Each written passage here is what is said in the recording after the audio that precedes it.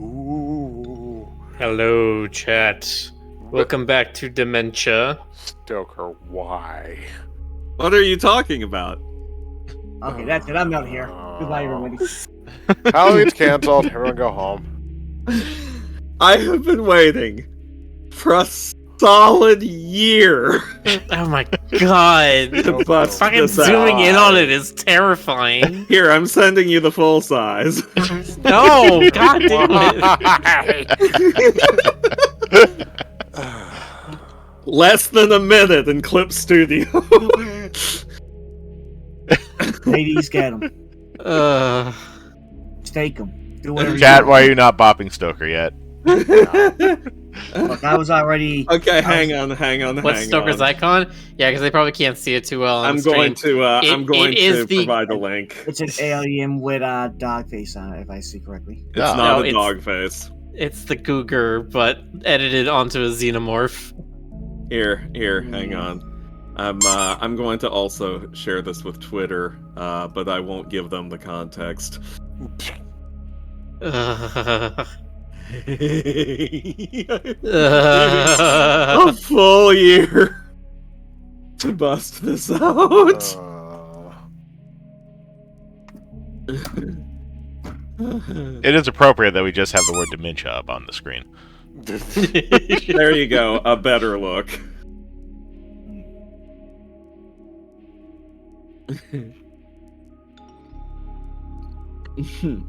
Rick, I'm excited for this. Can't stand this. This Gougar insult. Is the buckery. Anyway, happy Halloween, everybody. Have you Please, had a please. Halloween? It's time to bring it home. Because Halloween's not over until it's midnight, and then you just have extra Halloween. Yeah. Yeah. That's right, then you go into And then Halloween you have Mexican overtime. Halloween. Mexican. Nice. Be careful with the candy you find out there, though. You could have Doom running on it. Be sure to check your kid's candy. I found a Gougar in this one. Alright. Oh, God. Fortunately, I will be reading. Yeah, that's our saving grace from this guy. For approximately the That's next a 2 story hours. about a game that was based around Googlerzilla. All right. Alright, come on. Let's Okay, Miller, come on. clear the runway so Rick can... Look, I'm guiding you towards the door right now. Please don't make me boot you. Okay, let us resume NES Godzilla Creepypasta, Chapter 4, Dementia.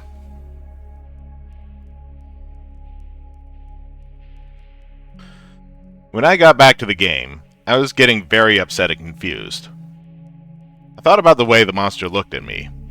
The game couldn't have heard what I said. That's impossible. It had to be a random occurrence.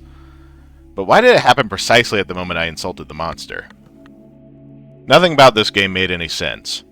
The new Godzilla monsters, the weird replacement monsters, out-of-place imagery like the green temples, quiz levels, and the red monster chases.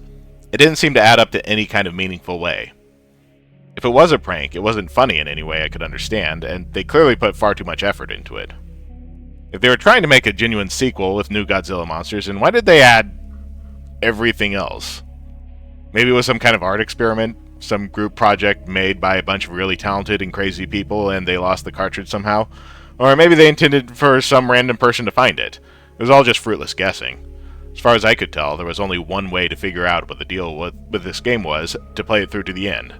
Maybe, just maybe, there would be something in the credits, an explanation by the creators as to why they made this, or it could be something much more cryptic and strange, maybe even something horrifying. Before I got a good look at the Dementia board, I considered replaying Trance to see if the red monster would look at me again, but I decided against it. I wanted to keep moving forward. I was also somewhat worried that backtracking might cause the game to become even more strange. The Dementia board music sounded a lot like the Saturn music, except it was slowed down and played with a piano-sounding instrument. Like most of those new map themes, it had a dangerous, suspenseful feel. While listening to the music, I looked at the dementia board. There were 4 boss monsters this time: Space Godzilla, Manda, Gigan, and Baragon.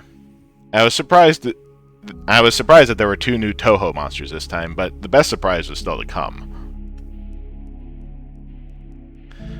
I started the quiz level. Here's another list of results in the same format as the last one. Quiz 2. 1. Can you swim? Answer yes, reaction happy. 2. Do you like fish? Answer yes, reaction sick. 3. Can penguins fly? Answer no, reaction sad. 4. Can it spin in all directions?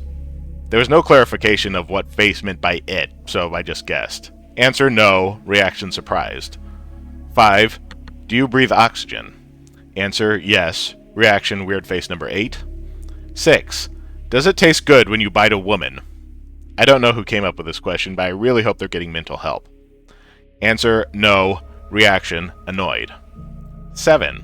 Is it night where you are? Answer yes, reaction weird face number 6. 8. Do you like cats?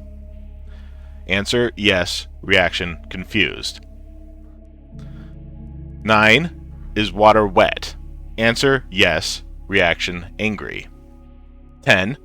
Have you ever broken a bone? Answer no, reaction happy. 11. Do you like your job? Answer yes, reaction hurt. 12. Would you like a new monster? Answer yes, reaction weird face number 11.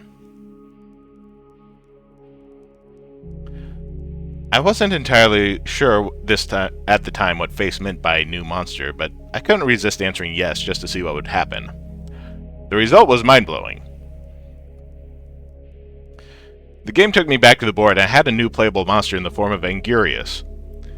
Ever since I was a kid, I always wanted to play as Anguirus, since he was my second favorite Godzilla monster, and plus I never liked Mothra all that much. I moved my new Anguirus piece over to the level right next to it, eager to test out my new monster. Before I get into the level description, I'll talk about Anguirus a bit. Using the up and down buttons, you could choose whether Anguirus stood in a bipedal stance or crawled around on all fours. It wasn't a huge difference, but being able to stand was helpful in boss fights, and crawling sometimes helped dodge obstacles and attacks. He could punch and kick like Godzilla, but no tail whip. Instead, he had something far more interesting: the ability to curl up into a spiked ball of death and roll around. He could still take damage, but it was lessened. It was a good way of clearing out stage enemies. But unfortunately, doing this also drained the power bar. But the spike ball wasn't his only special ability. When he pressed start, he would fire a beam of energy from his mouth. It resembled Titanosaurus' sonar attack, and if this were a hack, it may have been inspired from the roar attack from the Atari's Godzilla fighting games. Also of note is that when playing as Anguirus, the level meter gets glitched up. Judging by the life and power bar, I'd say he's on level 10. Now onto the level. As you might have guessed from the level icon, these levels are a green palette swap of the ground and background tiles from the Blue Mountains. But what immediately caught my attention was the water, which has a transparency effect. Was that even possible for an NES game? I know the Super Nintendo could do it, but I'd never seen a transparency effect in a game on an NES. The Green Mountain music was played with the same instrument as the Blue Mountains, but the melody was totally different. It was a very simple song with a lot of abrupt pauses, followed by a loud note every few seconds. Anyway, I went through the usual strolling through the level, and again, there were no monsters or anything, but pretty soon I had reached a cliff above the water. There was nowhere to go but into the water, so down I went. The water transparency made things a bit harder to see, but it's tolerable. After going underwater, I encountered 2 new enemies, a giant piranha and some kind of spiky bottom feeder thing. I liked the piranha because I could tell easily what it was. It was a sane enemy design that would appear in a real game, and there are very few enemies like this.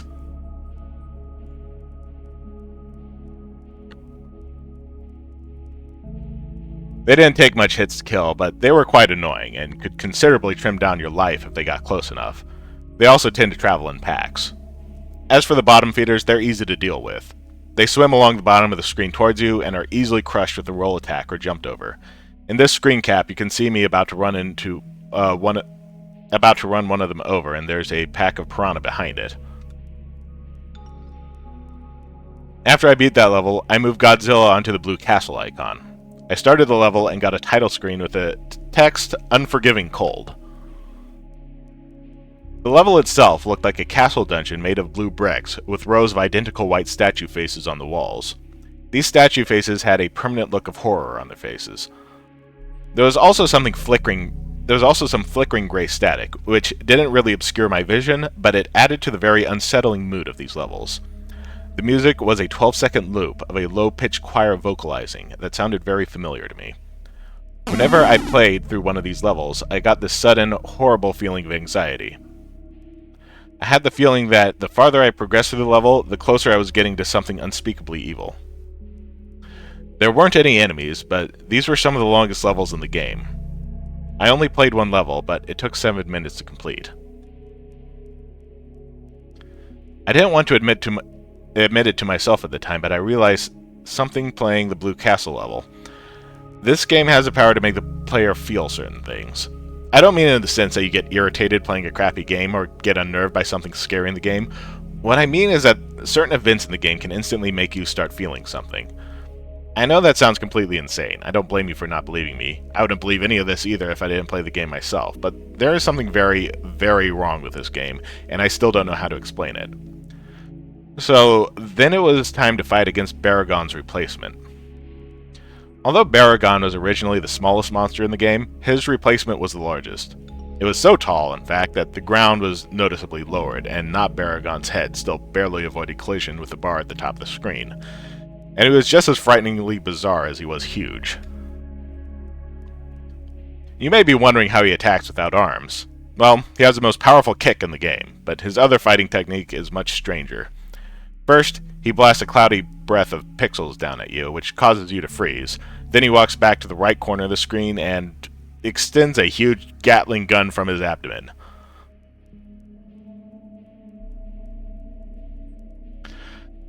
This might seem amusing to you, but it certainly wasn't to me when I was playing the game. This attack is almost as annoying as Gigan's Saw, and not Baragon could have been unbeatable if he consistently used it. Thankfully, he only did it twice while fighting him. Once you unfreeze, you can run up and start damaging the gun, which does extra damage to him. This helped me to destroy him, and then it was time to play the third level type. I decided that I was going to use Anguirus to fight Manda and Gigan, and then fight Space Godzilla as Godzilla. It was only fitting. Before getting into the battles, I'll describe the third type of level, the Arctic. The Arctic is exactly what you'd guess from the name, an icy tundra with a few watery segments.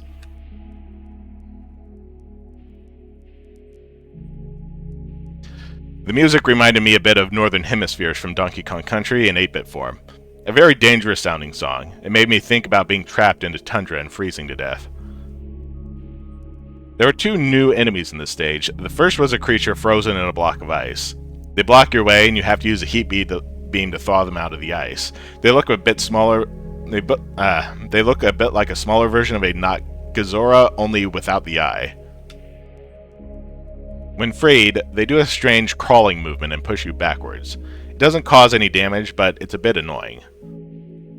After dealing with the Iceman, I kept walking for a minute or two and came upon a water segment. I jumped in, and this time I managed to get a screen cap showing how the water splashes when you jump in. Don't know how they programmed that, but it's pretty impressive. Another interesting thing is how the screen changes focus when you go underwater.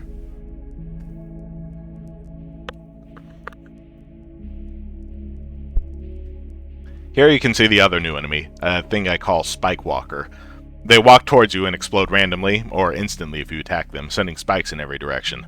The spikes don't do much damage, but they did get me dangerously close to falling into a pit a few times. Oh, speaking of pits, down in the water the game has a platformer element, bottomless pits. There weren't any of these in the original game since it was strictly an action game, but the pits were a neat addition. After getting back on land, I encountered a very unexpected mini-boss, Maguma, the Walrus Kaiju. I know this game has some obscure monsters to begin with, but wow. Not that I'm complaining, it's a pretty cool cameo for an unappreciated kaiju. Maguma's fighting tactics were very simple. He had a freeze beam, and he could charge into you. Not very challenging, but certainly more entertaining than the Matango mini-boss in the original game. One really interesting thing about Maguma is that he doesn't die when you defeat him. He turns tail and retreats. This was the first time I had ever seen an enemy monster change direction, let alone retreat. I tried to chase after him, but he disappeared after I got in the water. Poor bastard. And that does it for the Arctic. I'll talk about the Manda fight next. I forgot to mention before, but the music that played during the new monster fights is reused from the themes actually in the games. So far the themes have been Titanosaurus, Gazora's music, Biolante, Hedorah's music, Orga, Baragon/Muguera's music, Manda, Varen's music, Space Godzilla, Mechagodzilla's music. As for the fight, Manda was a fairly crafty opponent. When it realized one tactic was ineffective, it would immediately change to a different one. Manda used quite a few tricks, like spitting fire, biting, and most irritating of all, constricting. It doesn't mercilessly drain your life down like Gigan's Cutter, but it was by far Manda's strongest attack. One last thing to note that I found pretty cool was that the Atragon showed up during the fight to help me out. Manda crushed it with ease, but it was still cool. After I slayed Manda, I played through an Arctic level for health power-ups, and then it was on to Gigan's replacement. When the fight started, I was very confused because there was nothing there. I thought this was going to be like the Titanosaurus fight in Pathos, but just about the time it would have been going back to the map, a piranha appeared on screen. But it wasn't there for long. As soon as it appeared, the speakers emitted an ear-splitting screech, and not Gigan flew in and ripped the poor fish into pieces.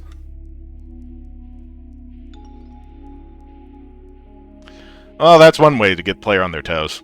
The abrupt entrance scared the hell out of me and got my adrenaline rushing, which in retrospect was a good thing, because Not Gigan was one of the fastest, most unrelenting opponents in the game. Not Gigan was tough, but my new skills with Angurius helped to even the score. This was still an incredibly intense fight. Not Gigan's attacks consisted of some kind of blood laser he spews from his mouth and a downward slash. I was expecting some hellish variant of the buzzsaw attack, but thankfully there didn't seem to be one. The howl attack was invaluable in defeating him. I would have taken more screen caps of the fight, but I really had to concentrate. After that, there was just one monster left to take down, Space Godzilla. As mentioned earlier, I used Godzilla for this fight. Space Godzilla's fighting technique was rather frustrating, but admittedly a very clever idea. Space Godzilla would use his energy to create two flying crystals, which would reach the ground and become crystal spires. These spires not only block you from reaching Space Godzilla, but it also allowed him to constantly recharge to full energy and blast you with deadly, fully charged Corona Beam until you broke the spires.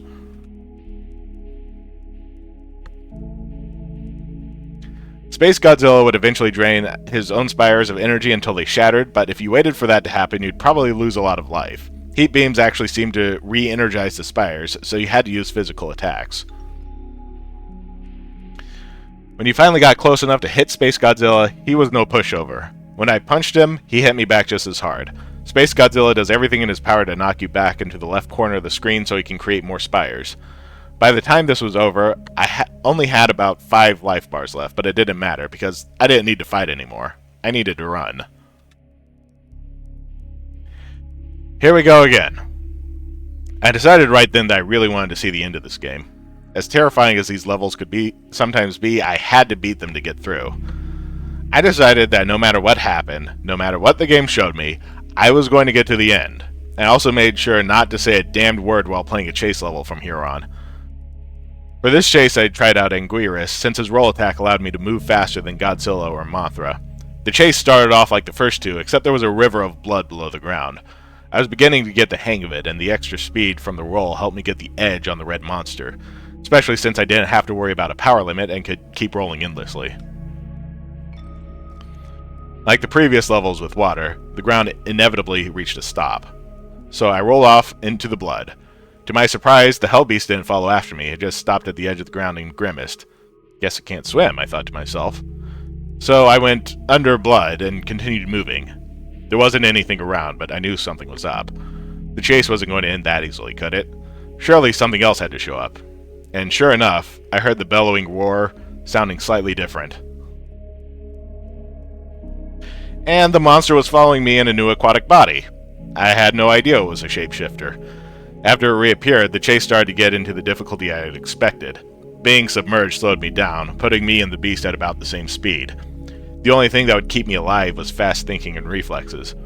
I encountered some bottomless pits, in which mines floated up from. I assumed that if you hit one, it would damage you and knock you back. Considering how fast the red monster swims, hitting the mines would be instant death, so I went through great effort to avoid them. But that wasn't all I had to be wary of. Halfway through the chase, the Hell Beast revealed yet another surprise. A tentacle formed of intestine and tipped with clawed set of jaws burst from its mouth, trying to pull me in and devour me.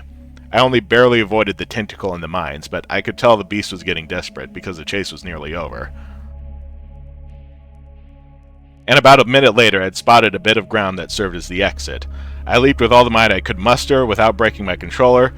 The beast screamed with rage and jumped out of the blood river in one last attempt to drag me down, but I escaped its grasp. This time.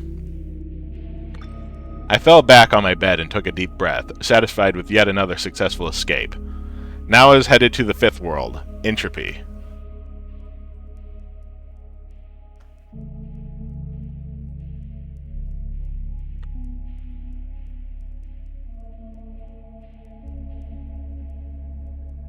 Chapter 5, Entropy Part 1. In the original game, the sixth world was Pluto. Despite being the smallest planet, Pluto was the largest and most diverse world in the game. Entropy had a different layout, but was similarly huge and diverse. The board music was played by a violin instrument, a melody that started out sounding mournful, and then it gets rather, I guess I would call it distorted. It made me feel depressed and unnerved. Not something I would want to hear while trying to sleep. Strangely, none of the levels from the previous world were present here. Instead, there were 8 brand new icons. The bosses this time were Megalon, Batra, and Mechagodzilla. As usual, the first thing I did was go to the quiz level for another interrogation from Face. But when I got there, I noticed something different. Instead of the usual goofy Ghidorah music, it was the password theme. The music seemed to be intentional, because after the first 2 questions at the start, the quiz started to take on a darker tone. Quiz 3. 1. Do you like ice cream? Answer yes, reaction weird face number 1. 2. Do you like clowns? Answer yes, reaction weird face number 10. 3. Is time slipping through your fingers? Answer yes, reaction weird face number 2. 4. Do you have any regrets? Answer yes, reaction hurt. 5. Do some people deserve to die? Answer no, reaction weird face number 3. 6. Is it safe to go out at night? Answer yes, reaction weird face number 5. 7. Do you find it hard to sleep at night? Answer yes, reaction weird face number 9. 8. Have you ever killed anyone? Answer no, reaction weird face number 7. 9. Do you want to kill anyone? Answer no, reaction angry. 10. Are you actually accomplishing anything? Answer no, reaction weird face number 4. 11. Does life have any real meaning? Answer no, reaction love. 12. Do you like Mothra? Answer no, reaction maniacal. I knew that last one was going to be a gameplay-related question, but I had no idea what the result would be. I answered honestly because, as I said before, I never liked Mothra. Nobody liked playing as Mothra in this game. And there was a good reason for that. Every other time Mothra gets hit, she gets slammed back to the left corner of the screen, and she sucks at fighting because her attacks are so weak. The only benefit Mothra had was being able to fly over obstacles in some levels. So I answered no, and Face actually replied back to me, not only with a maniacal expression, but with text. Too bad. I was taken back to the map screen, and I was shocked to see that Godzilla and Guirus had disappeared from the board, leaving only Mothra. Face had just fucked me over. Needless to say, I was pissed, but there wasn't anything I could do, and I'm willing to bet that even if I had said yes, I would have been stuck with Mothra anyway. Face giveth, and face taketh away. I took a deep breath and got ready to explore. There were 2 paths I could take through the board. I decided to take the lower one. This turned out to be a good choice for reasons I'll get to momentarily. The first world ahead of me was a forest, so I started there. Almost immediately, I got an eerie feeling. There was something about this level that just seemed off to me, even more than the previous ones. Perhaps it was a pitch-black background. I've always been afraid of being in a forest at night. Something about all those trees makes me feel surrounded and vulnerable. And the fact that I was stuck as Mothra didn't help. Playing the game's previous worlds as Godzilla gave me a feeling of bravery, being in control of the king of the monsters. I'd be able to handle just about anything in my way. But it's not like that with Mothra. No feeling of strength or security. Now I'm just weak, easily overwhelmed bug traversing into the unknown. Back to the level. Music had new instruments sounding like woodwinds, followed by slow rhythmic drums and chiming bells. Gave me this feeling that I was intruding onto some dangerous place I really should not be. After a while, I encountered the first enemies of the stage. Or at least I assumed they were enemies. They were strange, long-legged deer-like creatures. Instead of attacking, they were just idly walking around. I went to approach them and they ran away. I thought about shooting one with an I-beam to see what would happen, but it seemed wrong. These creatures were harmless, so I passed over them and continued through the level. About halfway through, I encountered groups of deer-like animals and also two new creatures, a sloth-like creature with a beak climbing on a tree and a hairy raptor-esque beast that were preying on the deer. It was very surreal watching these creatures interact. I didn't feel like I was playing a video game, but rather that I was traveling through a forest in some other dimension. The creatures ignored me for the most part, although the raptors did attack me when I got too close, or if I attacked them first. I know I shot one to help one of the deer creatures escape. I got clawed at, but confrontation was easily avoided by flying up to the top of the screen.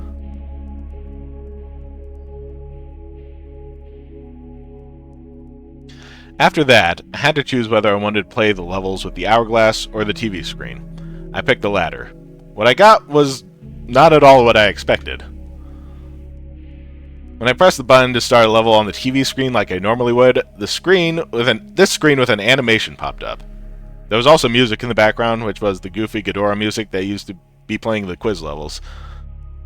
I was somewhat unsettled by this because it was just so strange. I also found it a bit spooky because I had a shirt that looked just like that when I was a kid. After starting the animation, you could go back to the board by pressing any button. After that, I had no idea what to expect for the rest of these icons. I went to try an hourglass icon next. I was somewhat relieved when an actual level came up. It was certainly an unorthodox looking level. All brown, with time measuring instruments floating in the air and gigantic grandfather clocks in the background. The music was the same as the board screen. And very early in the level, I encountered something else I didn't expect to see. Original enemies from the game! And not just that, it seemed to be a whole fleet of them. And the yellow tanks, which were normally immobile, could now move. I took some damage, but it was nothing I couldn't handle. The most interesting thing about this level was the colored hourglass items. There are 3 of these. A blue hourglass that made time slow down and filled the levels with enemies from the past, a red hourglass that made time speed up and filled the level with enemies from the future, and a green hourglass that set time to the normal speed and filled the level with original game enemies.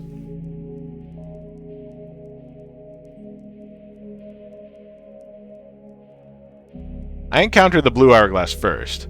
As stated, the game started to slow down, and I saw the enemies from the past, which were 5 different types of prehistoric animals. I don't know that much about prehistory, but I believe all these enemies represent real animals. The level went into another segment, and I encountered the green hourglass, and then I fought the original enemies again. It was the same 5 types, so I didn't take any screenshots. But in the last segment, I encountered the red hourglass and the enemies that must have been from the future. Now, whether or not the game is showing me 8-bit renditions of creatures that will actually exist thousands of years in the Earth's future, I have no idea. But with that thought in mind, I found this particular segment to be very eerie, and it was made more tense because everything moved faster. One of the future enemies bore a striking resemblance to something I saw in a book once called Trudon Man. Another looked like some kind of organic spaceship.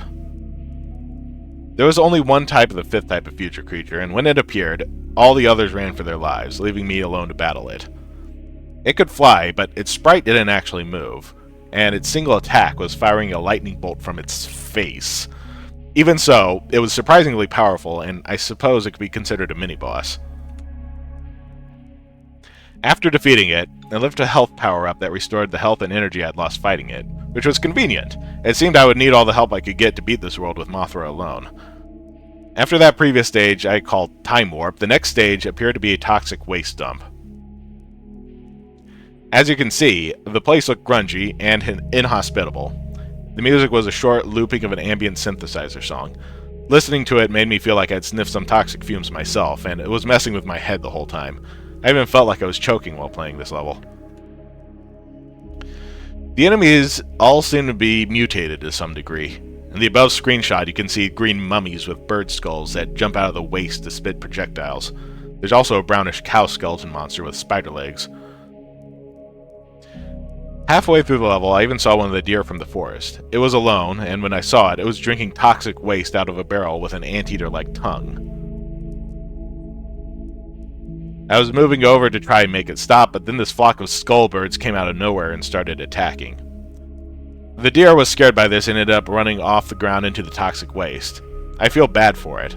One of the birds bit me, but I regained health quick from killing all of them. They were rather weak. I pressed onward. Of all the levels in Entropy, this was probably the most normal, in that there was little deviance from the move forward smash things formula of the original game. I had encountered more creatures through the level, like tentacled blobs and some kind of deformed thing with human-like teeth. I didn't feel like provoking them into a fight, so I kept flying near the top of the screen. I still had to deal with the occasional flock of birds now and then. At the end of the level, there was a large bluish-green lake, and there I encountered another mini-boss. Some kind of a monster with a long neck and a whale's skull. It attacks with a mouth projectile, and by charging into you. It could also go underneath the water and rapidly emerge from a different place. It was harder to beat than the boss from the Time Warp, and it had a lot of health, because it must have taken me 3 minutes to defeat it. It let out a really loud noise when it died, then sank back into the water as I left the screen. Back on the board, I went to the nearest level icon I hadn't seen yet, which was a white tree. As I guessed, the level was a winter-themed recolor of the forest stage. But unlike the regular forest, I didn't feel unnerved starting this one. I think the music had a lot to do with it. It was a gentle, calm song. It almost sounded romantic. It was quite stress-relieving, and the forest itself looked much less ominous covered in snow. I traveled through the first segment, enjoying the atmosphere for 4 minutes, when suddenly I realized something. I haven't seen a single creature since I started the level. Where are all the animals? Soon after I left the screen and the next segment started. In the second segment, I was still in the winter forest, but now the music was gone. I was starting to feel suspicious, but then I reminded myself that there were other empty levels in the game, and this was likely another one of those. But then I heard something familiar. It was the 12-second looping music from Unforgiving Cold starting up. I could feel my heart sink as I came across this horrible sight. It was a whole group of dead deer creatures covered in snow. Judging from the blackish-blue tone of their skin, they must have all frozen to death. On closer inspection, some were missing body parts. Now I was frightened, but I still had to keep going. Before exiting the level, I was hoping to see something resembling the previous forest animals in a living state, and sure enough I did.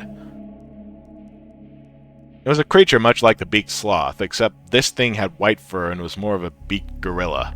It was walking very slowly when I saw it, but I was happy to at least see something alive. However, it didn't stay that way for long. A pack of raptors, who must have sensed that something else was still alive, came rushing in from the right side of the screen. The beaked gorilla didn't stand a chance, as one of the raptors immediately lunged at it and ripped open its back legs. These winter raptors acted far different from their temperate relatives. While the other raptors only attacked while hunting prey or when provoked, the winter raptors seemed to have all gone insane. They attacked everything on sight. One was running back and forth, clawing at nothing. Even the noises they made sounded different, more high-pitched and enraged. As I left this second segment, I even saw 2 raptors fighting to the death. They were both covered in injuries, and one of the raptors had been blinded in one eye. I took a screenshot, but I didn't stay to see who won the fight. I only had to get through one more segment before I could go back to the board screen. But in this segment, I was no longer in the winter forest, but instead a very empty grassy plain, with a bright gray moon in the sky.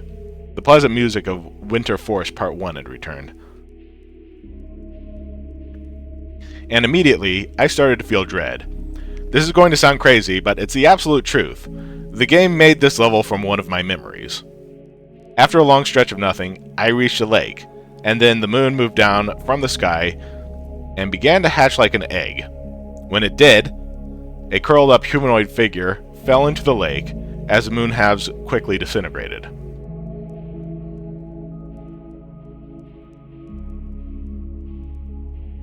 I heard a splash when it hit the water, then a moment of silence.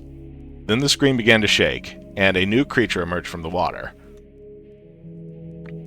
And thus I was introduced to a monster called I call the Moon Beast.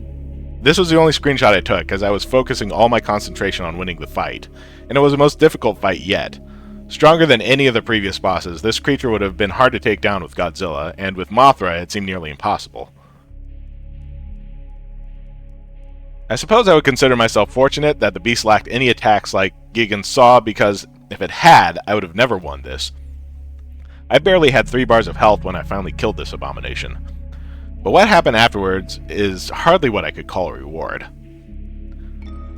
I've been trying to keep my promise and suppress this memory for years, but it seems as if I have to get it off my chest. This is a very painful memory for me, but the game already knows about it, and I think you should too. I'll just tell you the important parts, because I don't like bringing this experience back into my head unless I have to. Back when I was in middle school, I had a girlfriend named Melissa. She suffered from some kind of mental disorder that caused her to go into episodes. When she was in an episode, she would stand or sit perfectly straight and still, and her face would instantly lose any expression she had before. She would speak very clearly without any hint of emotion. When it was over, she would start trembling and sometimes bury her face in her hands and remain silent for several minutes. I can't really convey the feeling it gave me in words, and I won't try. You had to see this in person to understand. But despite this, she was a very kind person and I cared about her dearly. We liked to hang out in a field at night and look at the stars. But one night she didn't say anything to me at all. She just stared directly at the moon, trembling. I tried to talk to her, but she suddenly sprung up and ran right into traffic. I tried to stop her, but I was too late. She got hit by a truck and was killed that night. I looked her right in the eyes when the wheels went over her truck. When the wheels went over her neck. That sight has always haunted me. I know the game knows about this, because after I defeated the Moon Beast, this happened.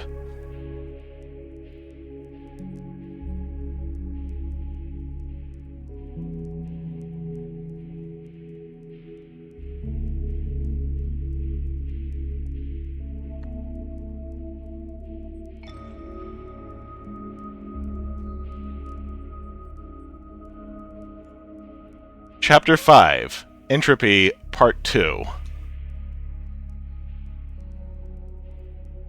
After that, the game went back to the board screen.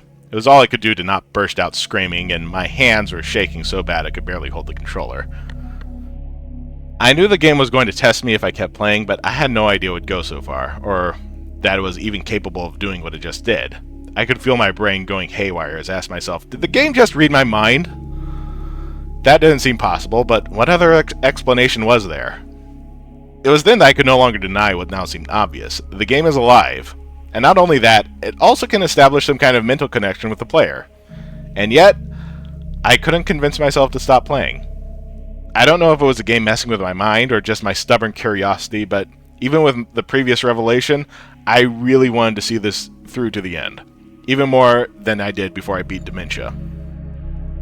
Terrifying as it might be, even dangerous, I knew that if I quit playing, I would never be able to stop thinking about it. If I tried to restart the game, it might go back to being normal again.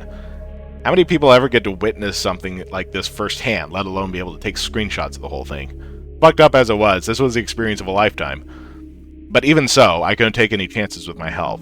I had the TV remote right next to me, ready to turn the TV off in case I felt I was in actual danger. And if that didn't work, I would pull the plug out of the wall or just run out of the room. Surely, that would be enough. Whatever powers the game has, it seemed to be confined to what it can show on the TV, and whatever its mental connection could do. The latter was what worried me. I still didn't know what I was dealing with, so I wasn't about to underestimate it. I took a break for a few minutes to calm my nerves, and then it was back to the game. And speaking of TVs, there was a TV screen icon right below the white forest I just left, and because the first animation was so bizarre, I figured I'd try another to see what happens. Although I expected the same animation, I actually got a totally different one. Weird. The music for this one was the Neptune board music. Fitting, I suppose, since it's a fishman and all, and I can't help but wonder what the point of these things are. There was one more TV screen icon, so I figured it must have been a unique animation of its own. I was going to make sure to see what it was before I left Entropy. But then it was time for another level. The gold brick icon was the closest thing, so I went to that, and I started up in a gold labyrinth level. My health and power were refilled. Not sure how or why, but I was glad not to be headed into the unknown nearly dead. I also noticed that my Mothra sprite had shrunk to half its original size. The music was a slow, ominous drum beat, with female vocals kicking in about a minute into it, quite haunting. The gold labyrinth itself was an anomaly. I'm not sure how this level would have played out if I was using Godzilla or Anguirus, because flying seemed necessary just to get around this place. Another thing that caught my attention was that when you go left, your monster actually turns and faces left. That sounds stupidly obvious, but in the original game you were only supposed to move to the right, so when you tried to move left, your monster ended up walking or flying backwards. This level was apparently gigantic in size, because every time I thought I reached an end to it, or thought I was going to end up back where I started, I encountered something totally new. Things like lava blockades, new enemies, and statue faces.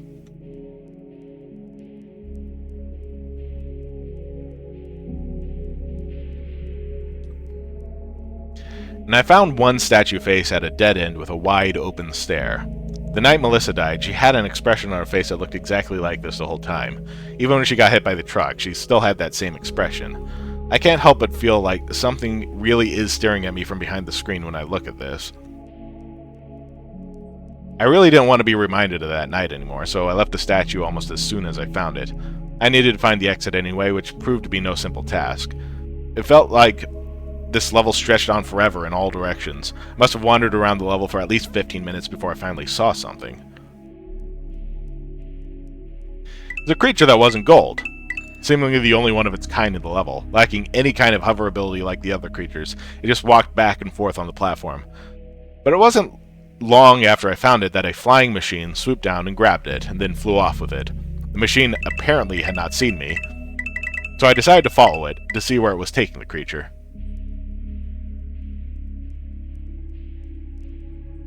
The machine stopped at a room with a large cauldron-like object in the center. The machine hovered over to the cauldron and dropped the creature into it. The creature emerged from the hole on the cauldron side, now adorned in the same gold color as everything else. The machine flew off. I'm not really sure what to make of this, but I'm glad I came upon it, because I found the exit soon after. When I got back to the board, I realized that the bosses hadn't moved at all. A bit odd, but it didn't bother me. It made planning my route through Entropy easier. There were still 2 new icons to explore, the Indigo Cliffs and a black version of the Labyrinth. Since there were only 3 Labyrinth icons, which were surrounded by bosses, I played the Indigo Cliffs first. It was a lot like the Blue-Green Mountains. The level graphics had the same shredded look to it. There's also a recolor of the clouds and the moons from the toxic waste dump. The music, if you can call it that, was merely a deep rumbling noise.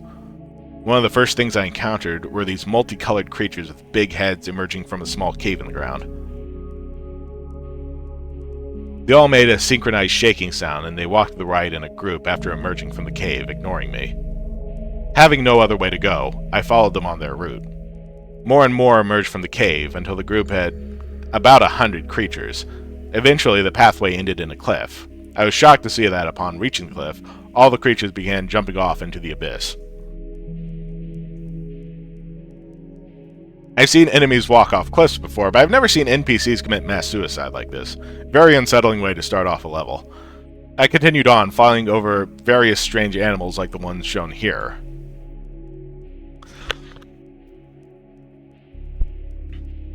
Another group of multicolored bobbleheads was jumping up and down, only to be snatched up by large birds, which I'm fairly certain are sprite versions of the giant condor from Godzilla vs. the Sea Monster.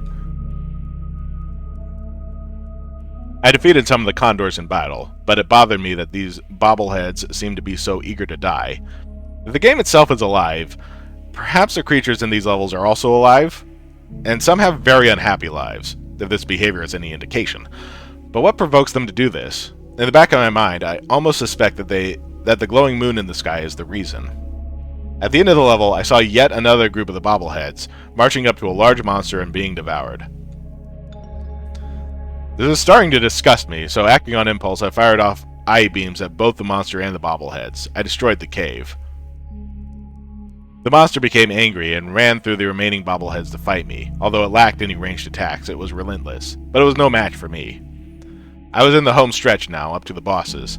My plan was to go through Batra first, then Megalon.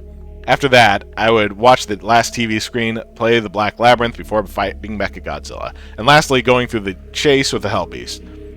I was curious to see if it would be in a new form again. But first things first, time to beat up Patra. As I expected, he started off in his larva form. The music was Varen's battle theme. Whenever the game puts in a new Godzilla kaiju with more than one form, that other form always shows up. For a game that's otherwise inexplicable, it's rather startling in its consistency and accuracy with the new kaiju bosses. The fight started off simple. Larva Batra fought in a similar fashion as Maguma did, charging back and forth and occasionally firing off lightning from its horn. During the fight, I noticed that Mothra's combat capabilities had been altered in my favor. 1. The I-beams did twice as much damage as they did originally. Now they were as strong as Godzilla's punches. The poison powder was similarly improved. It also did this nice thing where it would actually hit an enemy when you used it. 2. In the original game, even though Mothra could fly, she was unable to fly over an opponent. You would get knocked back the same way as if you just ran straight into them, which was extremely annoying. But not anymore! I could change direction and fly around, which is a big help, because fighting Imago Batra is like fighting a clone of Mothra, although Batra is distinctly faster and stronger. No longer impeded by his slow-moving larva form, Imago Batra was a fearsome opponent. Although it lacked the horn lightning, it had a new, more powerful I-beam. Batra could change direction just like I could, so this battle involved a lot of flipping and flying around it. It was pretty damn fun, to be honest. So after defeating Batra, I was excited to see what Megalon would be like. But first, I went through an Indigo Cliffs level and shot through a lot of the creatures for health power-ups. So about Megalon. His music was Gigan's theme. Makes sense, since Gigan was his battle partner in Megalon's one, and so far only, film appearance. He was a lot like Muguera, but faster and with more weapons. He'd start out charging off with his drills. I liked to fly back and forth around him, which seemed to really annoy him. After a few seconds, he'd step back, turn around, and start spitting out grenades. Those were a pain, because they bounced when they hit the ground. Lastly, he started spamming his lightning beam. It only went straight forward, so it was easy to duck under it and then shoot him with I-beams. Overall, I describe him as strong, persistent, but dumb. I was now nearing the end of Entropy. I had just taken down Megalon, and I started up the last TV screen to see what I'd get this time. The result was unpleasant. The music for this gruesome scene was the password theme. I couldn't figure out why this animation was so sinister and violent in comparison to the other two. The whole game seemed to be growing more malevolent. As I went on to finish Entropy, I began to feel drained. Like I had suddenly become tired when I wasn't before. Most likely it was just the tension from all that had happened in this game getting to me, but who knows. The last level type on Entropy is what I call the Shadow Labyrinth. The scenery was recolored from gold to black. The music was an evil ambiance, similar to the unforgiving Cold Loop, but distinctly different. The music was my first sign that this level was going to be distressing. I traveled through the maze for about a minute, and I noticed there weren't any creatures hovering around it. It was an odd transition from the Gold Labyrinth, which was overrun with creatures, to this level that had nothing at all. But then this might be a good thing. Maybe there wouldn't be any obstacles and I could get through the level with ease. Then the screen went dark. And immediately I snapped out of my daze from a few seconds earlier. Everything had been darkened so that the only thing I could see was a Mothra sprite. I couldn't even tell where I was going. I ended up frantically running into walls. I heard a noise, the sound of a crowd running through a hallway. And along with the running came the roars. Loud roaring sounds which I would describe as something like a rabid dog the size of an elephant screaming with fury. And I could tell that whatever was making this noise, there were lots of them. I knew there was something there, but it wasn't until I did some screen cap editing that I got to see what my pursuers looked like. But at the time, I couldn't see where they were, or where I was going. I was literally running blind, and this mob of beasts eventually caught up with me.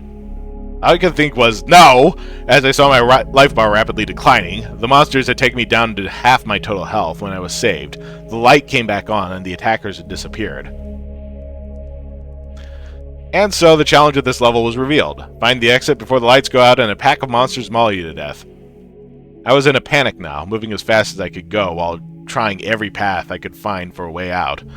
As I played through the level, the lights went out a total of 3 times. The second time, I would have been dead meat if it had not been for one of the wide-eyed statues. As I stayed close to it, the monsters seemed to all avoid me until the light came back. The statue warded them away. Somehow, I was safe as long as I stayed near the statue, but at the same time, I had to leave to find the exit. The Shadow Labyrinth turned out to be much smaller than the Gold Labyrinth, as it only took about 6 minutes to navigate to the end. But before the exit, there was a row of halls leading straight down, with no way out once entered. You either got to the exit before the monsters reach you, or you died. Thankfully, I made it out. Only one more boss, Mechagodzilla.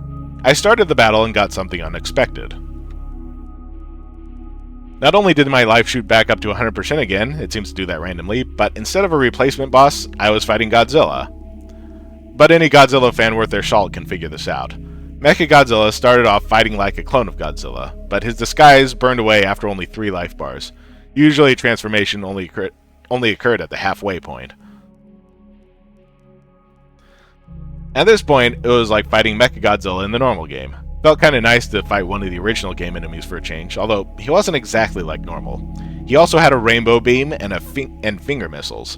This prevented me from doing the old trick of backing him into a corner and hitting him with I-beams in a spot where he can't hit me, but that was always a cheap trick anyways.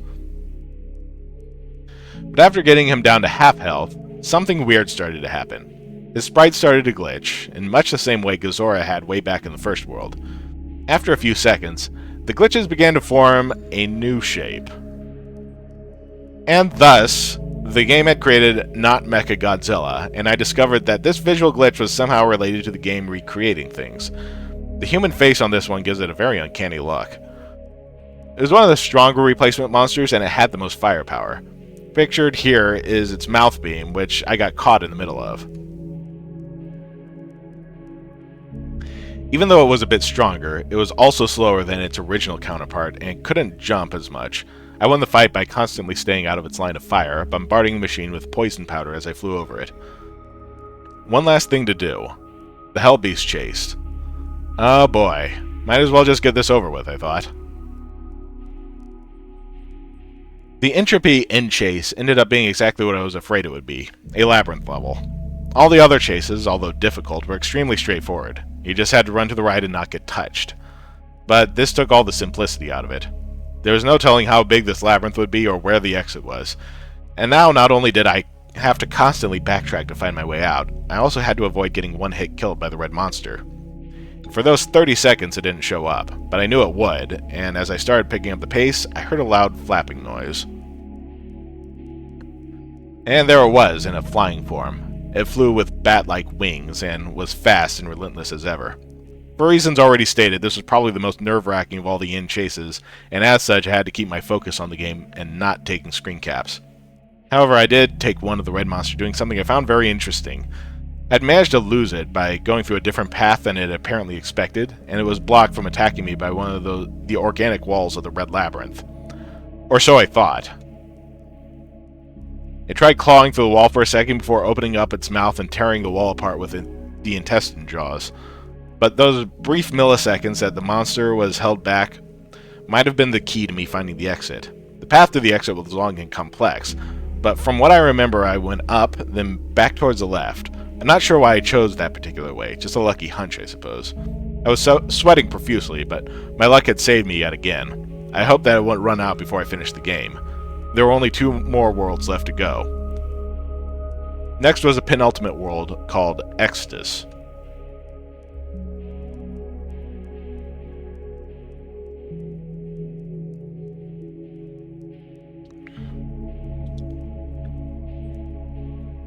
One second.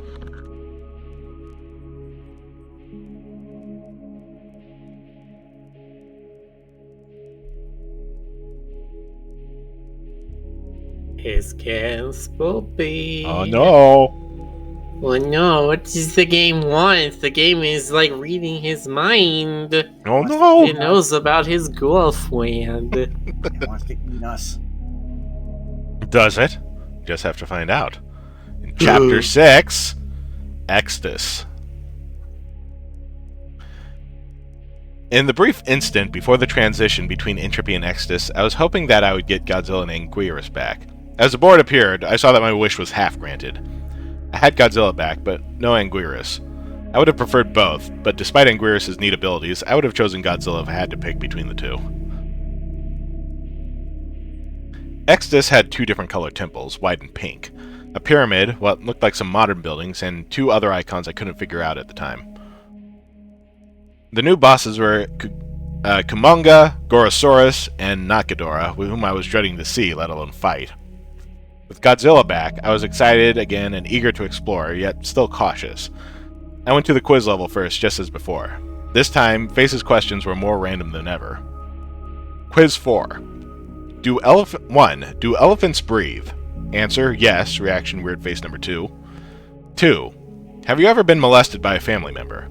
Answer, no, reaction weird face number 6. 3. Have you ever raped anyone? Answer, no, reaction weird face number 8. 4. Is green your favorite color? Answer, no, reaction weird face number 10. 5. Is a computer the pinnacle of modern technology? Answer, yes, reaction weird face number 4. 6. Are you a tough guy? Answer, yes, reaction weird face number 12. 7. Can you fly?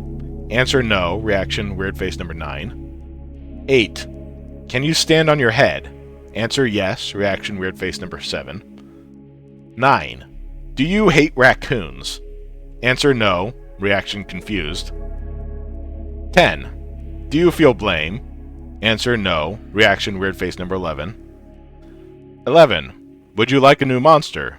Answer, yes, reaction surprised. 12. Will you miss me? Answer, yes, reaction sad. I was happy I was getting a new monster, but that last question bothered me. Will you miss me? Is Face referring to when I finished the game, I thought? Since the revelation of the game's truly otherworldly nature, I wasn't sure what to think of Face or anything else in the game. But something about that last statement gave me a genuine feeling of sadness from Face. As I was thinking about this, the game had gone back to the board. I had a new monster, but I had no idea who it was supposed to be. The sprite had a slight resemblance to Rodan, but the head was totally off. I moved this mysterious newcomer to a white temple icon and started the level. When I started the level, the screen appeared with the text, "Find the gem," presumably the instructions for beating the level. After that, I got my first look at the new playable monster, a hairy, dark blue creature with bat wings and a skull-like face named Solomon. And I also found that my path was blocked by a beam of light and a small pillar with a plate on it. I figured that this beam of light was blocking the exit, so I have to find the gem and drop it on the plate to deactivate the beam. How exactly I was going to do that, I didn't know. There wasn't anything in the original game requiring you to find an item to beat a level. I'd have to find out when I obtained the gem. The only direction I had to go was left, so on I proceeded. Solomon was an interesting monster, to say the least. He was capable of both flight and a heat beam, both of which proved to be very useful.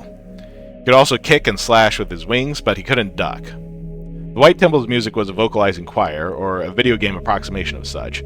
It's hard to describe, but it had a very holy sound to it. It wasn't long before I started running into waves of strange new enemies. They did little to stop me. I ran past them while slashing and didn't take any damage.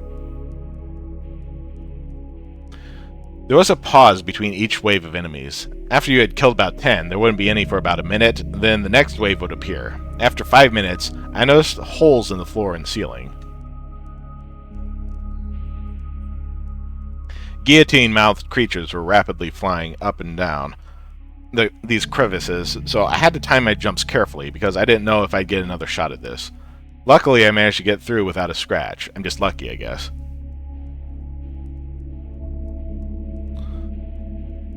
After that, I found myself at the end of the hallway facing some kind of mini-boss monster. It moved fast and had some kind of projectile that shot in 4 directions, but I killed it quite easily using Solomon's heat beam. When the battle was over, I had my gem, which was inside the creature's head. I found that I could pick up and hold the gem by walking over to it and holding down B. I made the long trek back to the start, deposited the gem on the plate, which deactivated the beam. I left the stage, and was shown what was probably the strangest quirk relating to the Solomon monster. Every time you complete a stage or defeat a boss with Solomon, this screen appears. I have no idea what "still the best" 1973 means. Neither the date nor the phrase has any meaning or significance to me that I can think of, and I've spent a lot of time thinking about it. The next level I played was one that I call Bronze Pyramids. I used Godzilla and found he had been leveled up to 12 since I last played him in Dementia. The Bronze Pyramids were fairly normal as far as these levels go, but the visuals were quite interesting, almost unusually colorful and lively. 1 second.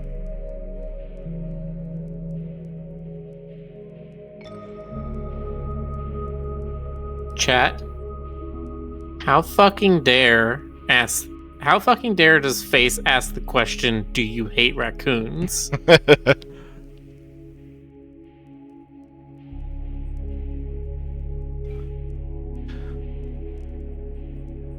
Music had a fittingly Egyptian style to it. It was slow and mysterious sounding. I strolled through the level, fighting off the various enemies. None were too difficult, although the ants could be a pain if you ran into too many at once. My favorite enemy was this giant reptile I encountered halfway through. At the end of the level, I came to a giant pyramid and I engaged in yet another mini-boss fight.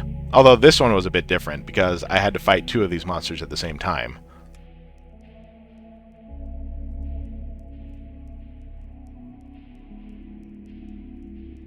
Individually, I could have dealt with them easily, but fighting both of them at once was challenging.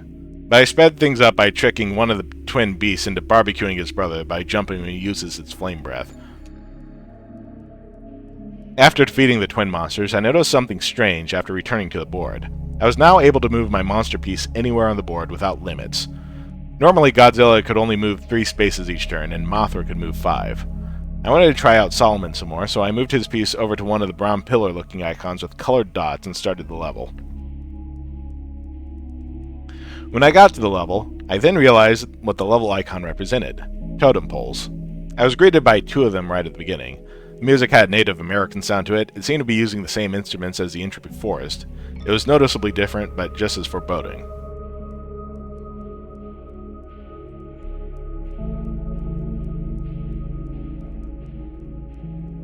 I walked around for 3 minutes with nothing else in sight besides the totem poles. I didn't realize it until then, but I wasn't expecting another level with nothing alive in it, after all the activity and entropy. Walking by all those multicolored faces, this unnerving level left me feeling like I was being watched. Only about 10 minutes after I started Exodus, I was already halfway through. After getting back from the totem pole level, I tried out one of the TV screens to see how strange they were this time. Even more strange than before, apparently. The music for this one was the Uranus theme. I switched back to Godzilla to play another level, and this level was quite a surprise. It was a normal city level. The colors were gloomy, but even still this was quite a shock. This is the kind of level I would expect to see in a Godzilla game, and I was kind of mad that I didn't get to play it earlier. The music was the Earth theme. I found it strange that a level fitting a Godzilla game would show up this late, but there's no point crying over spilt milk, I suppose. I moved Solomon over to a grayish screen icon, which turned out to be a giant high-tech laboratory of some sort. Lots of mechanical drones in this level, but Solomon cleared through them just like the White Temple enemies. The music was a gritty, industrial beat. There was also a strange flying cyborg enemy, which was annoying because it would fly away when you jump attacked it. Also of interest were these large stasis tanks, holding some kind of monster inside. As you would guess, sometimes the monsters awaken and shatter through the glass. I tried to get past the stasis tanks as fast as possible because the monsters inside proved to be vicious little bastards upon release. At the end of this level was an elevator, which I used to go down to the bottom. Of the level where the exit was. Along the way, I was shot at by security drones. I couldn't leave the elevator, so my only defense was the heat beam. The last level type was a simple thing that I called the Heart Temple for obvious reasons. Nothing but a big hallway, filled with floating enemies shaped like human hearts. They're incapable of causing you damage, so what you do is run through the level, smashing as many as you can to get all the power-ups. One run through these levels will get the life meter back up to full, and I would greatly appreciate these levels later. The Heart Temple's music reminded me of a circus tune, had an overly cheerful sound to it, which gave the level a really weird feeling. Having seen all the level types, I chose to fight Gorosaurus using Solomon. The music for this fight was Godzorra's theme. It was during the fight that I realized that Solomon is overpowered. A single well-aimed slash can take down as many as 4 of the enemy's life bars. Due to this, the fight was over very quickly. Gorosaurus had no projectile attacks or anything else that could match Solomon's deadly claws. But I kept the fight going just long enough to see if Gorosaurus would use his iconic kangaroo kick, and I was greatly pleased when he did. Even though I knew Solomon was my fighting ace, I used Godzilla to battle Kumanga just for variety. I briefly considered using Mothra, but of course Godzilla won out. Kumanga was also a simple opponent, no heat beams or anything. He attacks by jumping on you, stabbing with his mandibles, and also using his signature webbing stream to paralyze you. Once you get webbed, Kumanga will sometimes take the opportunity to attack, but it's mostly a way to buy some time, like Godzilla backing you in the corner until the time runs out. His music was Hedorah's theme. With Gorosaurus and Kumanga defeated, I was at the end of Exodus. Before I fought not Ghidorah, there was something I had to do. I wasn't expecting much from it, but for documentation's sake, I took a look at the other TV screen. This is what it was. I don't think there was ever much reason behind the TV screens. If I were to guess, I'd say it's some random, uncontrolled manifestation of the cartridge's abilities. Or maybe all this makes perfect sense to the game.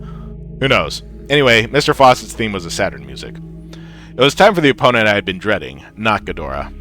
Although I had gained courage with Solomon's combat advantages, I was still nervous. And when I started the fight, I was immediately confused. My opponent was not Godzilla. I defeated the imposter with a few strikes, and then Not Muguera appeared. Then it made sense. In order to get to Not Ghidorah, I had to battle all the previous replacements first. And battle them I did.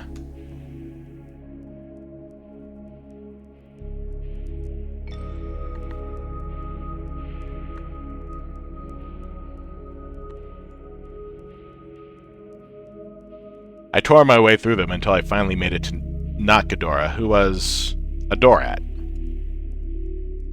Once I stopped laughing, I destroyed him with only 2 slashes. The music stopped and I thought I was going back to the board, but the battle wasn't over yet.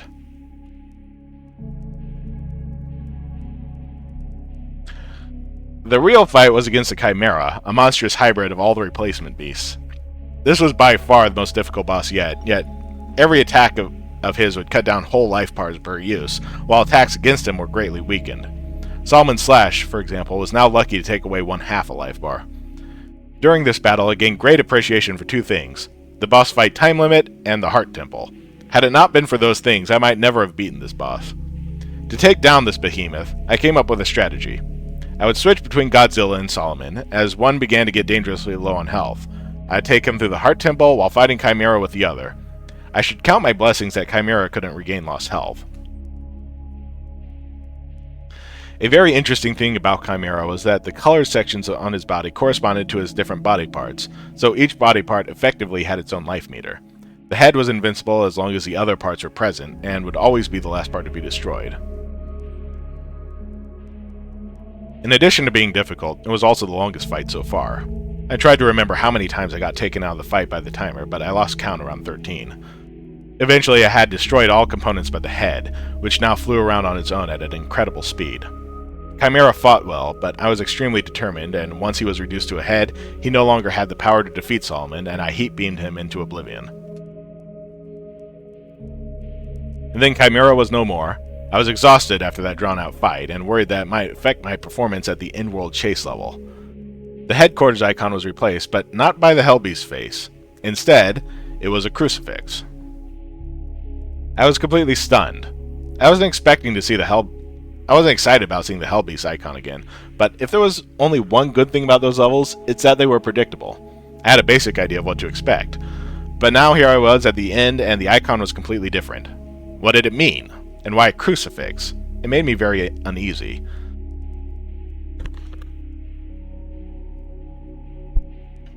I attempted to start the level with Solomon, but I couldn't. I got this notice that simply stated, Solomon can't enter here. It didn't say why, but I think maybe it has to do with Solomon's demonic appearance. Since Solomon was out of the question, I went with Godzilla instead. Once I saw the level, the crucifix made sense. The level was a graveyard. I was still on edge, thinking this was some kind of trick. The last level had always involved running from the demonic beast, and I wasn't going to be fooled into thinking that this would be any different. So I started out running, but after a minute without interruption, I slowed down. It was during this time that the music caught my attention. I knew it sounded familiar when I first heard it, but it took a while before I realized what it was. An 8-bit rendition of Prayer for Peace from the first Godzilla film. Very sad, powerful song, even in this form. At 2 minutes into the level, I encountered something I wasn't sure how to react to. My first instinct was to run, but this blue statuesque thing simply floated in place, and I felt compelled to just stare at it for a time. Since this was a grave, and it was floating over a chapel, I guess that meant it was some kind of angel watching over the deceased. It gave me a strange but warm feeling. I wouldn't say happy, but I felt that I was at peace somehow. I had never seen this being before, yet it somehow seemed very familiar to me. Just as I was going to leave, the Hell Beast appeared, and its presence warped the music into a terrifying, discordant screeching and transformed the level, desecrating the tombstones as new ground appeared, comprised of blood-soaked bodies. I could feel my heart now beating out of control. I had no chance of escape with a monster that close. It lunged for the kill, but the angel got in its way. The demon roared and started clawing through the angel's leg, and tears of blood streamed from its eyes. I wanted to save the angel, but there was nothing I could do. I had to honor its sacrifice and run, and so I ran through the hellish landscape as fast as I could. The beast soon caught up with me, still swallowing the body of the angel whose legs had torn off. This sight made my terror change to anger. I now found myself hating this horrible monster. There was no doubt in my mind that it was pure evil, and I wanted it to die. When I got to the end, I remembered how it responded to my insult in trance.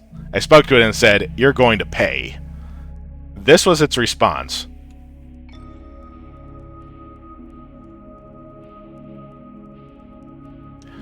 I had no idea how I would follow up on that threat. And nothing could have prepared me for the horrors of the final world, Zenith.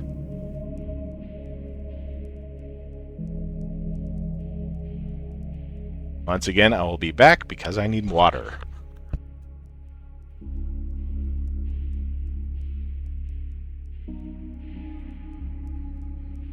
The demon did the actual laser eyes, stares at you, and goes, "Real shit?"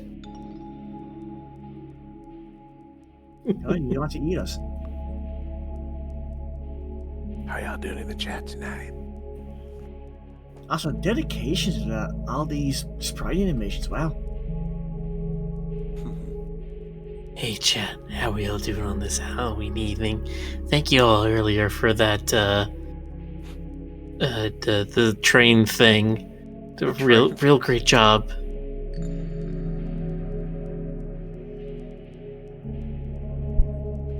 Yeah, thank you everybody for the BitTrain donation. Yay. Yay! Okay. Hype train, yes, that's it. The hype train, yes, the thing.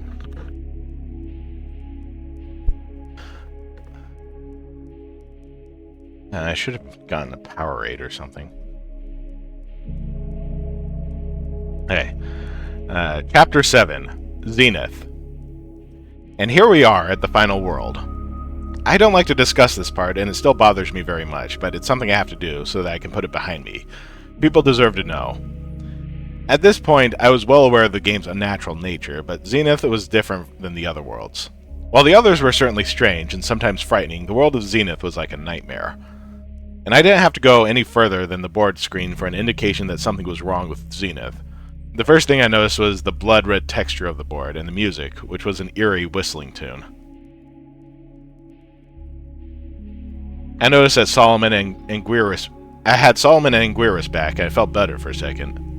Then I scrolled over to the right to see who my enemies would be this time. This time it was Destroya and Ghidorah. But judging from the icon, it was a different Ghidorah than the original, standing on the ground instead of flying. The grotesquely detailed pinkish-red icon also caught my eye. I couldn't tell what it was supposed to be, and I was afraid to find out. Going back to my side of the board, I decided there wasn't much choice but to do my usual routine, and going to the quiz level before doing anything else. I was not ready for what happened. I jumped back when this appeared, accompanied by a terrible distorted version of the password theme. It looked as if Face had fallen victim to some terrible glitch. Is this what he meant by, "Will you miss me?" Did he know this would happen? My thoughts were stopped short as I noticed the screen was glitching and seemingly falling apart while it was inactive, so I quickly rushed out.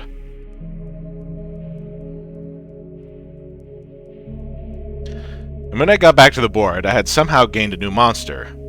I hadn't even been asked if I wanted one. I tried to select it, and this happened.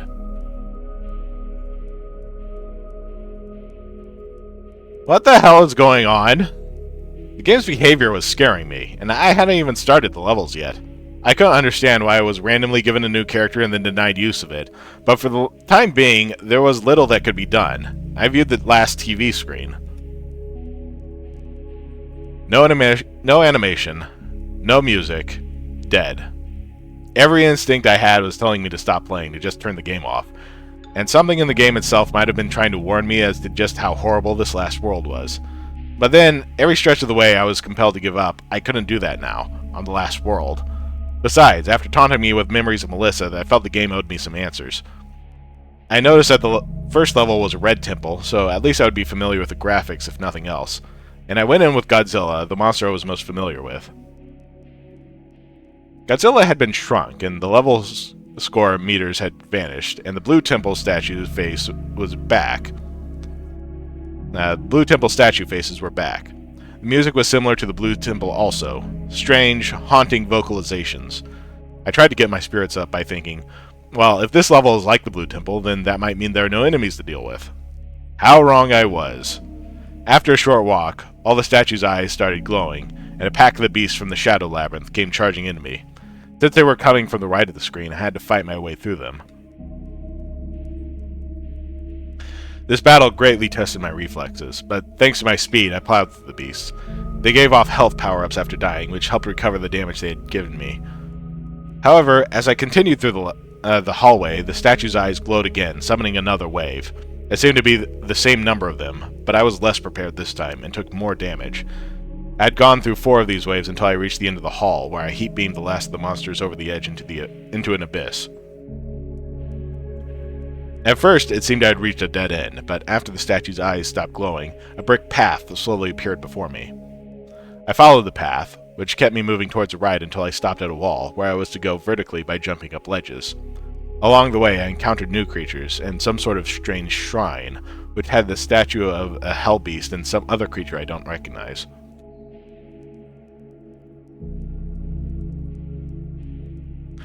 As I went through, the path took a downward direction. I had to carefully aim my jumps to avoid the enemies, which were plentiful in this part of the stage.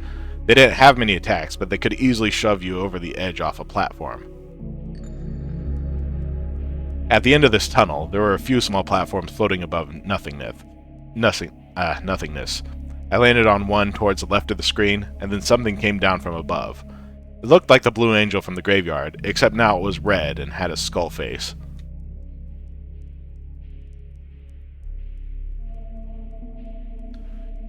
Any of the pleasant feelings I had from the Blue Angel were not present with this red one, and as it hovered around, its eye sockets started glowing just like the statues, summoning monsters to attack me.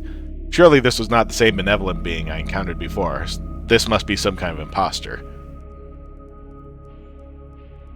The battle was nerve-wracking, as I started off with nearly half my health and had to deal with multiple opponents, as well as the threat of gravity. To make things even worse, as the Red Angel took damage, some of the panels fell until only 3 remained. But my luck had not run out yet. Just when I thought it was over, I struck the Red Angel one more time, and it turned out that one last hit was all it could take. Just as the Red Angel completely disintegrated, the game instantly went back to the Zenith board. I moved Mothra over to the nearest stage from the Red Temple, which seemed to be a garbled mess of letters spelling kill, and began playing. As I suspected, all the level graphics were made of jumbled letters, and Mothra, just like Godzilla, was shrunk to half size. I began to suspect that all the Zenith levels would be like this. The background music was terrible, like if someone put all the sounds that the NES was capable of making into a blender and then piecing them back together into a song. I had to turn the volume down because of it. Playing as Mothra made avoiding the enemies easier, but they were nonetheless determined to get at me. The first enemies I saw were headless Gigans, and later on, there were hybrid monsters pieced together from previous bosses, like the Biolante-headed things seen above. 5 minutes had gone by, and as I didn't see anything new, and the level shifted into another segment. The music changed from the loud, annoying beeps into something far more ambient and menacing. The level graphics also changed, now looking at a blood-drenched junkyard. The way everything in this level was red made it sickening to look at.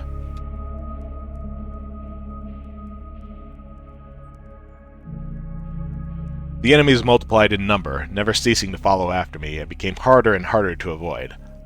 And at the end of the level, the situation reached a climax as the swarms of monsters fused together into one enormous, terrifying hybrid. Once I had gone through the initial shock, I had discovered a way to destroy this thing, constantly shooting I-beams at the Hedorah cluster that formed its heads. If you attacked anywhere else, it would regenerate the damage. Even with that knowledge, this was an extremely difficult fight. I'd say it was as hard as fighting the Moon Beast was, if not harder. Its most common attack was lunging forward with its arms, covered with Gigan saws and blades, and if they touched, it would instantly drain health. When it was over, the remaining monsters collapsed into a heap. Then they, and the ground below them, started to disintegrate and sink towards the bottom of the screen.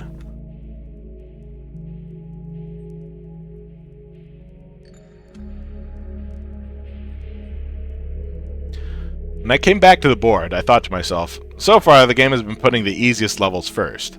If that's the case, how bad will the rest of Zenith be?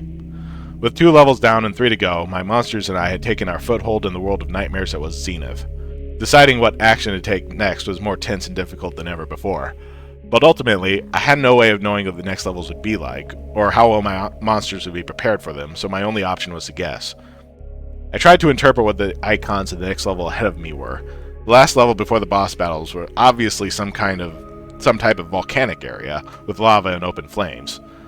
The middle icon I still didn't get, except that it looked fleshy and vaguely like an organ of some kind, oddly oversized as well. The one I was nearest to and about to enter next looked like thorny vines covering a puddle of blood. I guessed that this would be a level with blood rivers, like the Chase level of Dementia. As such, I went with Anguirus, because due to his rolling move, he would have had the fastest speed while submerged. The level, which I call Blood Lake, looked like I expected. Rivers of blood accompanied by thorn-covered vines, which were scattered along the sides of the ground. The music was rather faint, but I could hear a distinct drum beat, and a few other instruments. A lot of echoes, and sometimes it sounded like someone was hitting a drum underwater. I was disappointed to see that Anguirus was shrunk just as Godzilla and Mothra had been. Apparently all the Zenith levels would be like this. I felt less secure with my giant monsters no longer so giant. I walked along without interruption for only a minute until my path reached a dead end. There was a massive gap between the ground I was walking on and the ground to the right of the screen. I would have swam across it and continued walking to the right, but due to the huge mass of brambles in the way, there was nowhere to go. 2 creatures with gliding membranes on their arms, and lamprey-like mouths were perched on the outstretched vines and screeching at me, much like a crow does to an invader of its territory. Another unnerving display of possible sentience by creatures of this game. If it's even accurate to refer to them as being of the game, that is. I descended into the blood, slowly sinking to the floor. Aquatic enemies were everywhere, and then they were hard to avoid. The black shark in particular was very aggressive and hard to deal with, but thankfully I only encountered one. As the scene became more and more crowded, I swam up to the surface to find that it was littered with floating corpses. Creepy, but at least they're not a threat. Or so I thought. Until they all sprang to life and leaped on me. They were trying to pull me under, and they were draining my health as they did it. They all attacked as a group, and when I got one off me, another would jump from behind. I had to curl up into a ball and roll for them to loosen their grip, and when they did, I quickly retreated. It wasn't long before I had reached another land path. A note regarding the brambles: you can stand on them, but it causes pain. You can also destroy some of the vines, but only the thinner ones. I had to destroy multiple vines, as well as dealing with more enemies. I was interrupted by a screen. The screen was only up for about 30 seconds, then it went back to the level. I was facing another dead end, and a pregnant humanoid creature being hanged from the top right of the screen by a spine/umbilical cord. Instantly, the creature's belly was split open from the inside. And as the lower part of its body was ripped apart and fell into the river below, the Blood Lake's boss was revealed. They came flying towards me, making a shrill, hacking scream. I was forced to move back. The bat was a highly mobile boss, fast and difficult to hit. As I moved back along the ground, the monster opened its mouth and shot out a barrage of needles.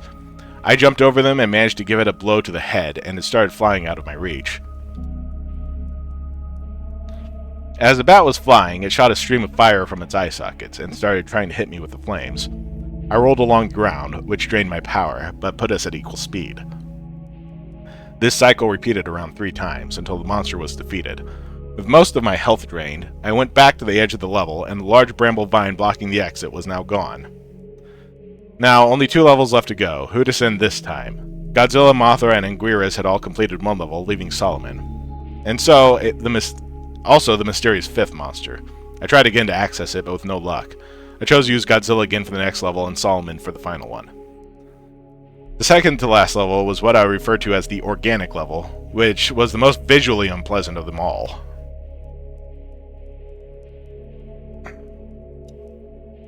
Right from the start, I could see that the graphics were freakishly different. The atmosphere was gruesome and foreboding, with the addition of the loud, droning music. I was dreading what I would see in these levels, and it was only a few seconds before something appeared. 2 hideous things.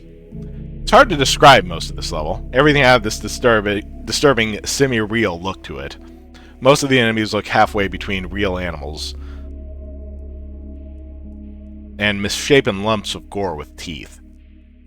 It's also worth noting that all of them were considerably larger than Godzilla, and although the majority were not very intelligent, each of them took around 30 plus hits to kill.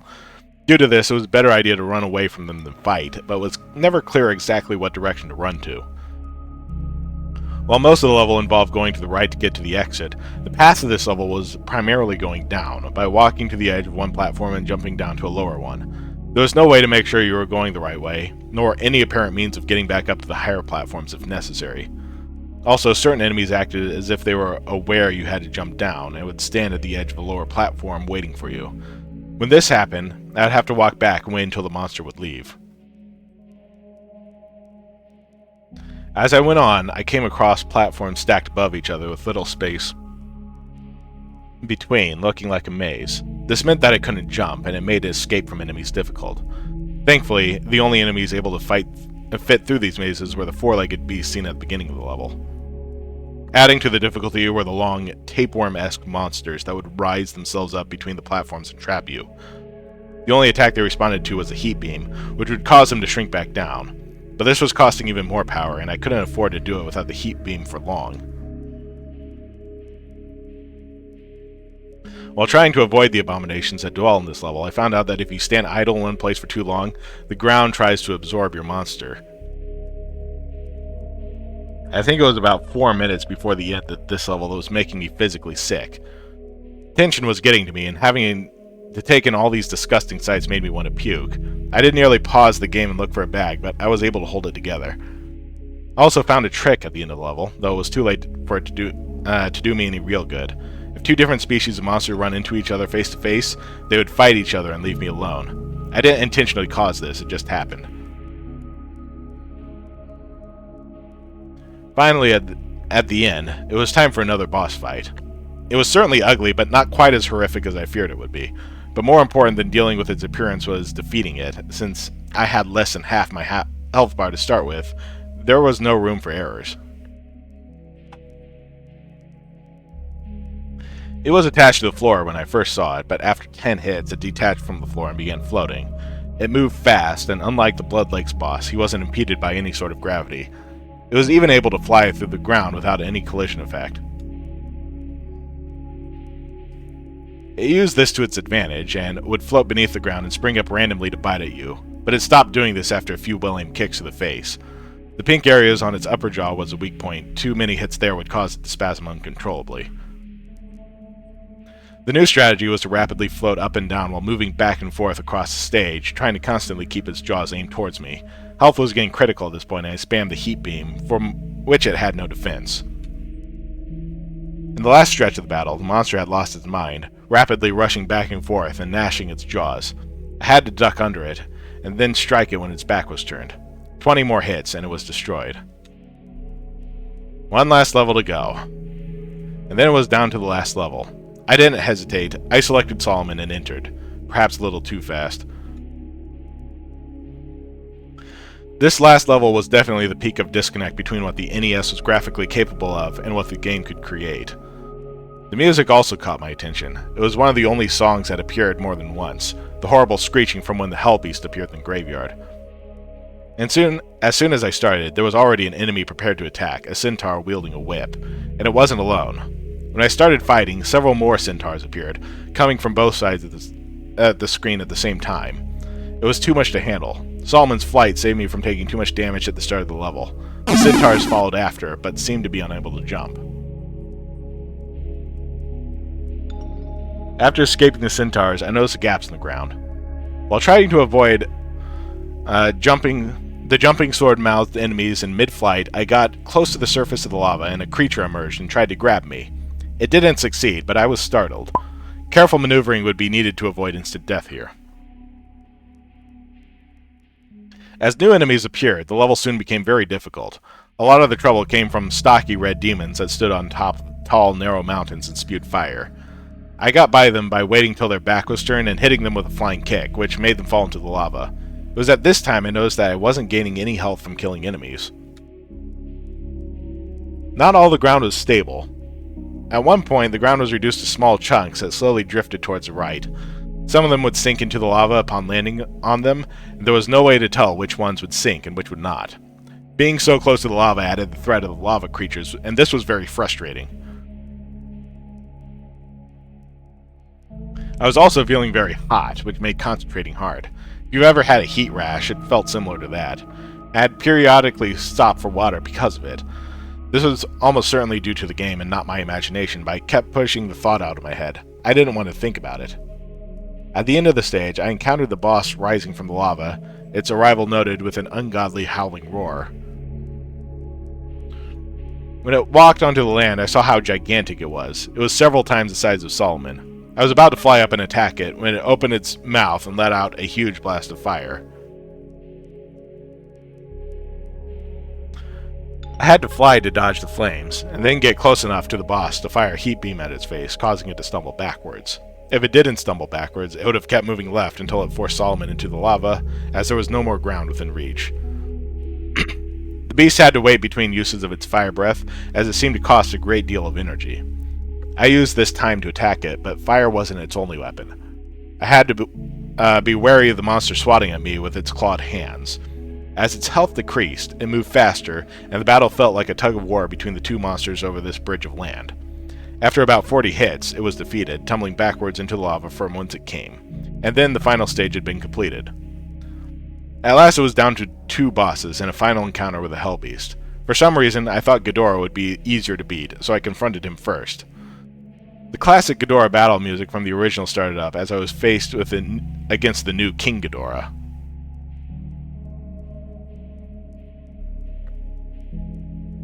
King Ghidorah was as powerful and unrelenting as ever. He instantly lashed out with gravity beams, which were more damaging than Godzilla's heat beam. It became a struggle of constantly beating Ghidorah at every opportunity to keep him from using the attack. But Ghidorah soon saw through my tactic and started using physical attacks as well. He would strike with each of his necks, knocking me backwards and making it impossible to get close enough to punch him. But I had an idea, to wait for him to lunge with one of his heads, and immediately blast it with the heat beam.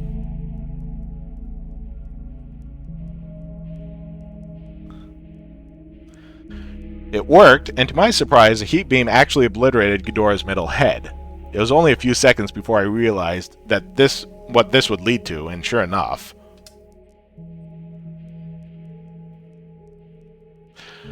King Ghidorah was using the power of the glitch to transform into Mecha King Ghidorah. But what really shocked me was a sudden change of music. I had heard it before, but it wasn't from the original NES game.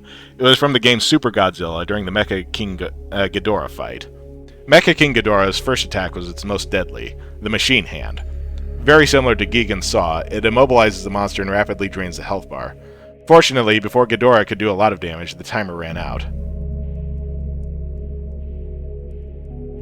I would need to defeat Mecha King Ghidorah quickly to prevent him from using the Machine Hand, so I sent Solomon to fight him. The two monsters were evenly matched in strength. But Solomon was faster, and by slashing and heat beaming without pause, the cyborg monster soon met its end. With Ghidorah defeated, I was returned to the board. I now outnumbered the enemy by 4 monsters to 1, and victory seemed to be soon at hand. The base icon had changed to a blood red color. I could feel hatred emanating from it.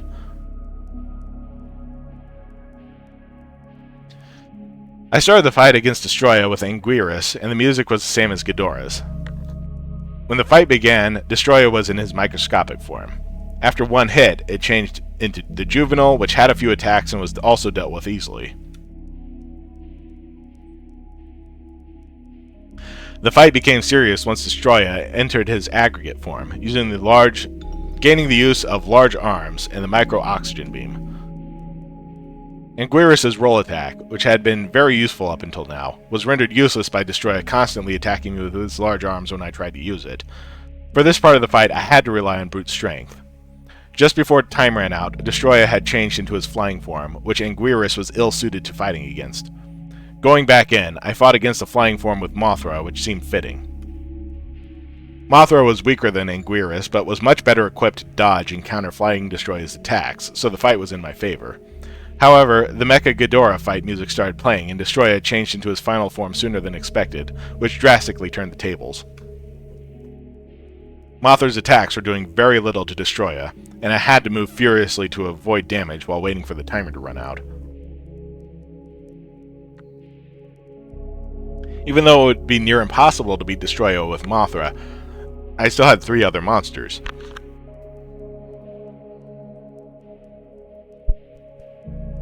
Final form Destroya was very resistant to taking damage, and the heavily armored foe would not be defeated without a long fight. In the last part of the fight, I wasn't using much strategy, just attacking as brutally and as fast as I could.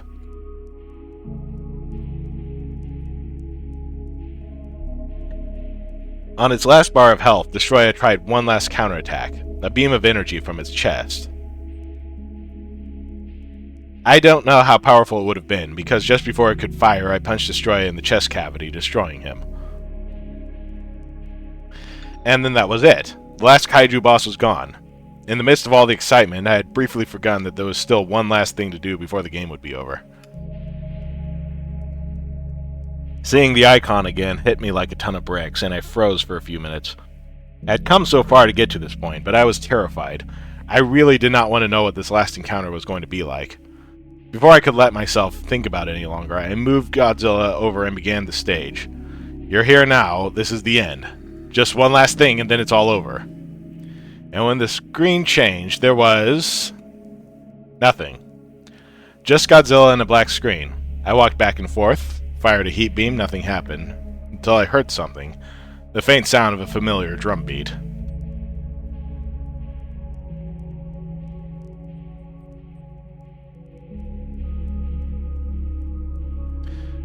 Chapter 8, Finale, Part 1. Oh dear God. That was my first thought on realizing how I would have to fight Red, the creature that tormented me through nearly the whole game. How would I be able to fight something that can kill with one touch? It seemed totally impossible. Thankfully, Red was no longer able to deliver one-hit kills, but despite that, this is still the most difficult battle I've ever faced, in this game or otherwise. If I had any real comprehension of what I was getting into before I started the fight, I would have never done it. I very soon learned what a horrible mistake I had made. Red reached out and clawed at Godzilla, and when those claws cut through him, I felt it.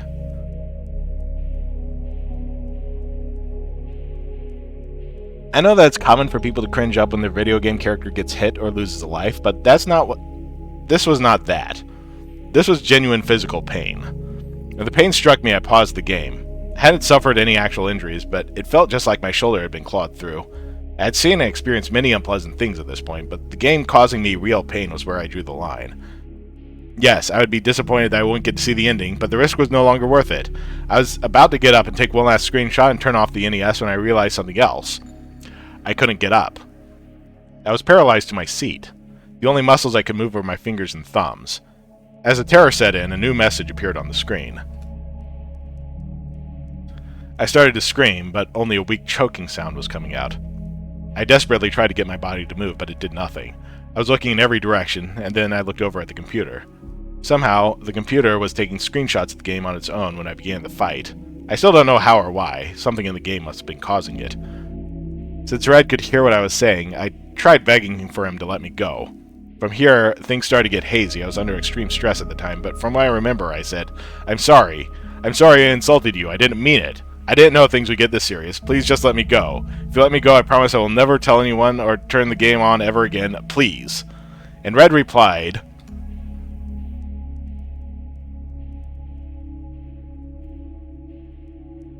only one will survive. The statement could not be any more clear. If I couldn't kill Red, then he would kill me. Like an idiot, I'd played around with something I didn't understand, and now it might cost me my life. I stopped struggling to move and accepted the reality of the situation. There was only one way to get out of this alive. I had to kill Red. It all went by so fast. If it weren't for the screenshots, I might not have remembered any of this. Just like in the chase levels, Red moved at horrifyingly fast speed. There was barely enough time to process a thought. And thus there was no time to form a strategy. I had to rely solely on my wits and reflexes. To make things worse, there was no way to predict what kind of attacks Red might use, so I constantly had to be on the offensive and defensive. I felt every hit that Godzilla took. They all hurt. I tried so hard to avoid the damage, but every attack that I dodged left me vulnerable to another, and the pain would only get worse. After he jumped over me, Red's eyes started to glow. I moved as far back as I could and ducked, but there was no dodging this one. When this hit me, I really did scream. I screamed so loud that someone else in the apartment should have heard me, but they didn't. Just looking at the image hurts me, making me remember the incinerating burn. I paused the game because it hurt so bad, but Red unpaused the game to attack me again, which made me furious. I immediately counterattacked with the heat beam, again and again and again, until the power meter was totally diminished. I wanted Red to hurt like I did.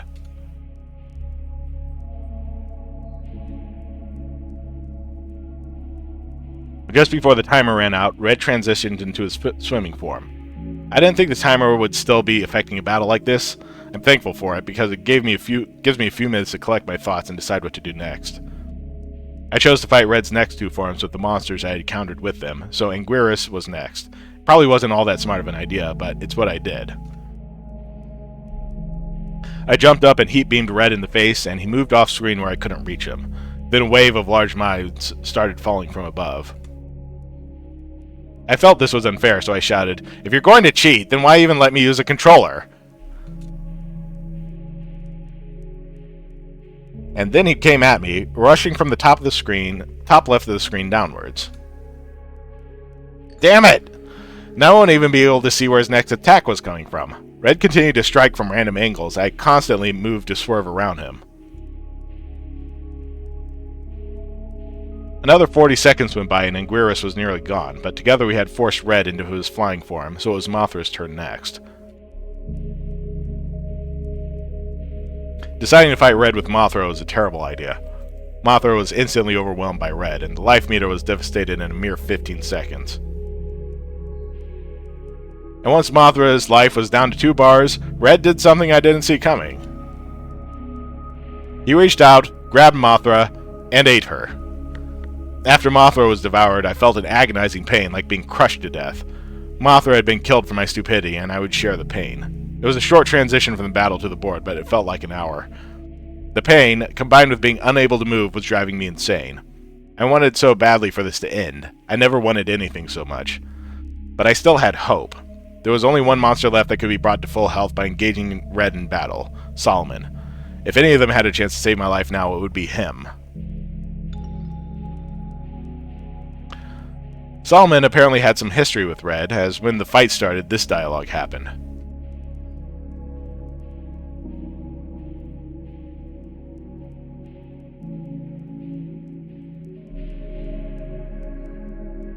Red took me by surprise again by immediately burning me with his demonic fire a second time. As much as it hurt, it actually worked to my advantage. Since Solomon started at full life, he still had some to spare, but now Red used up all his energy and could not use his ultimate weapon any longer. Now he would die. As he drew close to the end of his life bar, Red turned his whole body to face the screen and flew upwards, then slamming back down in an attempt to crush Solomon.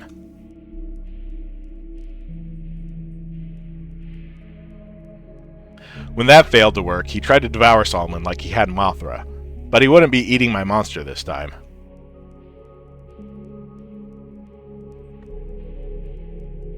I thought I had won, but something was wrong. Red wasn't sinking to the bottom, and I still couldn't move. Red was still alive.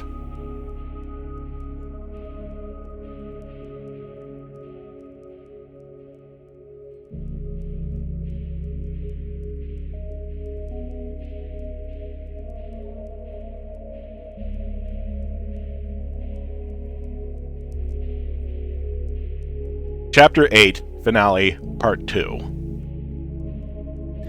After a seeming defeat by Solomon, Red had reconstructed his body into his gigantic final form, transporting us to a blazing inferno in the process. It was reminiscent of our first encounter, except now the scenery, much like the true power of Red, had become very real. The music had erupted into a loud blaring sound, a furious drum of death. Faced against Red's insane amount of health, my own demise was imminent.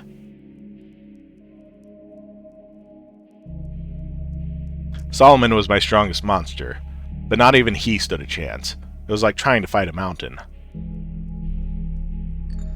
Within seconds, Solomon was overpowered and dropped to the floor when Red crushed him to death underneath his foot. The sadistic demon took his time as he snapped Solomon's vertebrae and ribs like dry, brittle twigs. I could tell he was enjoying our pain.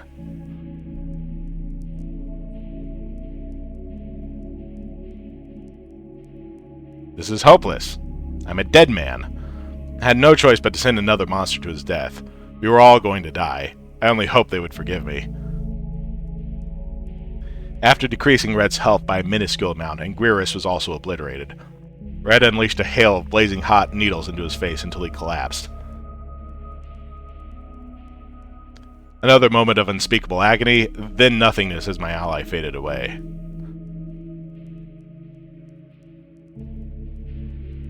I asked Red how he knew my name, and then he said it.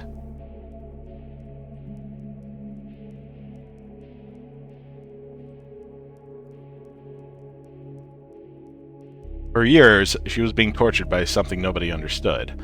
Now I knew what it was. Now I understood why I was mocked about Melissa's death and how the game knew about it. Because he knew about it, because he was the one responsible. And this time, he was going to kill me. I was taken back to the board to send Godzilla to his final stand. Barely anything was left of the board, just Godzilla and Red's icons and the fifth monster. In the midst of everything that was happening, I'd completely forgotten about it. I tried yet again to select it. I cursed, I begged, I screamed at it to do something, anything to help me, to no avail. There was only one thing to do.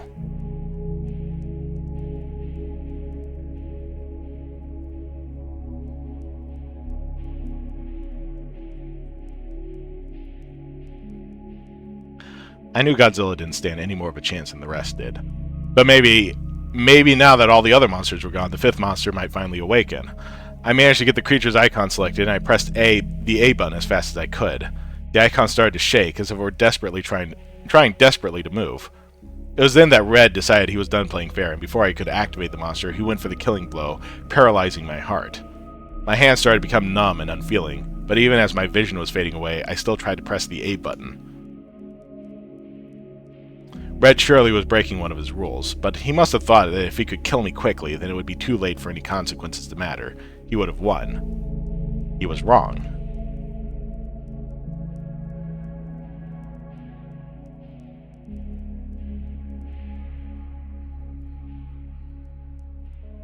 Red's power was being challenged by another force. It prevented him from killing me, and when I regained my vision, I saw a familiar sight. Who are you? What? How is that possible? Red told me that he killed you.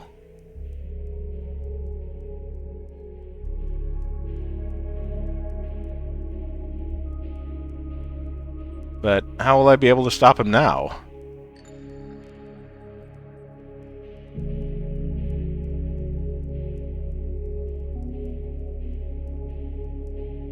Her words stirred something inside of me. I wasn't going to die like this, and I had one more fight for her. I had more to fight for her than just my own life. I had to fight to save Melissa and the world she inhabits. With her help, the fifth monster was finally unleashed. It was time to end this once and for all. Together, we would take this damned hellspawn out of existence.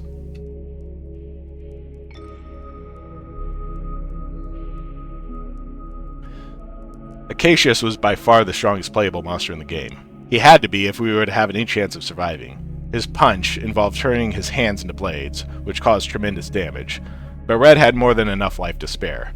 In the end, this would come down to pure skill.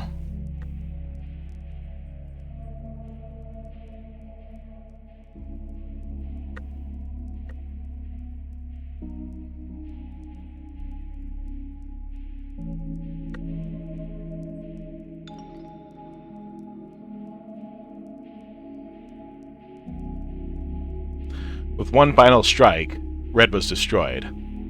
His body disintegrated and sank below, accompanied by a soar of triumphant music. Slowly, the paralysis wore off, and I was able to stand up again.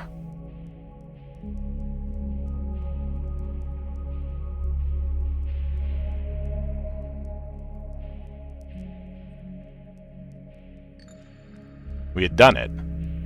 Melissa's death had been avenged, and I felt overwhelming happiness, until I remembered all the death and pain that led up to this point. All the other monsters who had fought and died. I was about to mourn them, but the game had yet to conclude.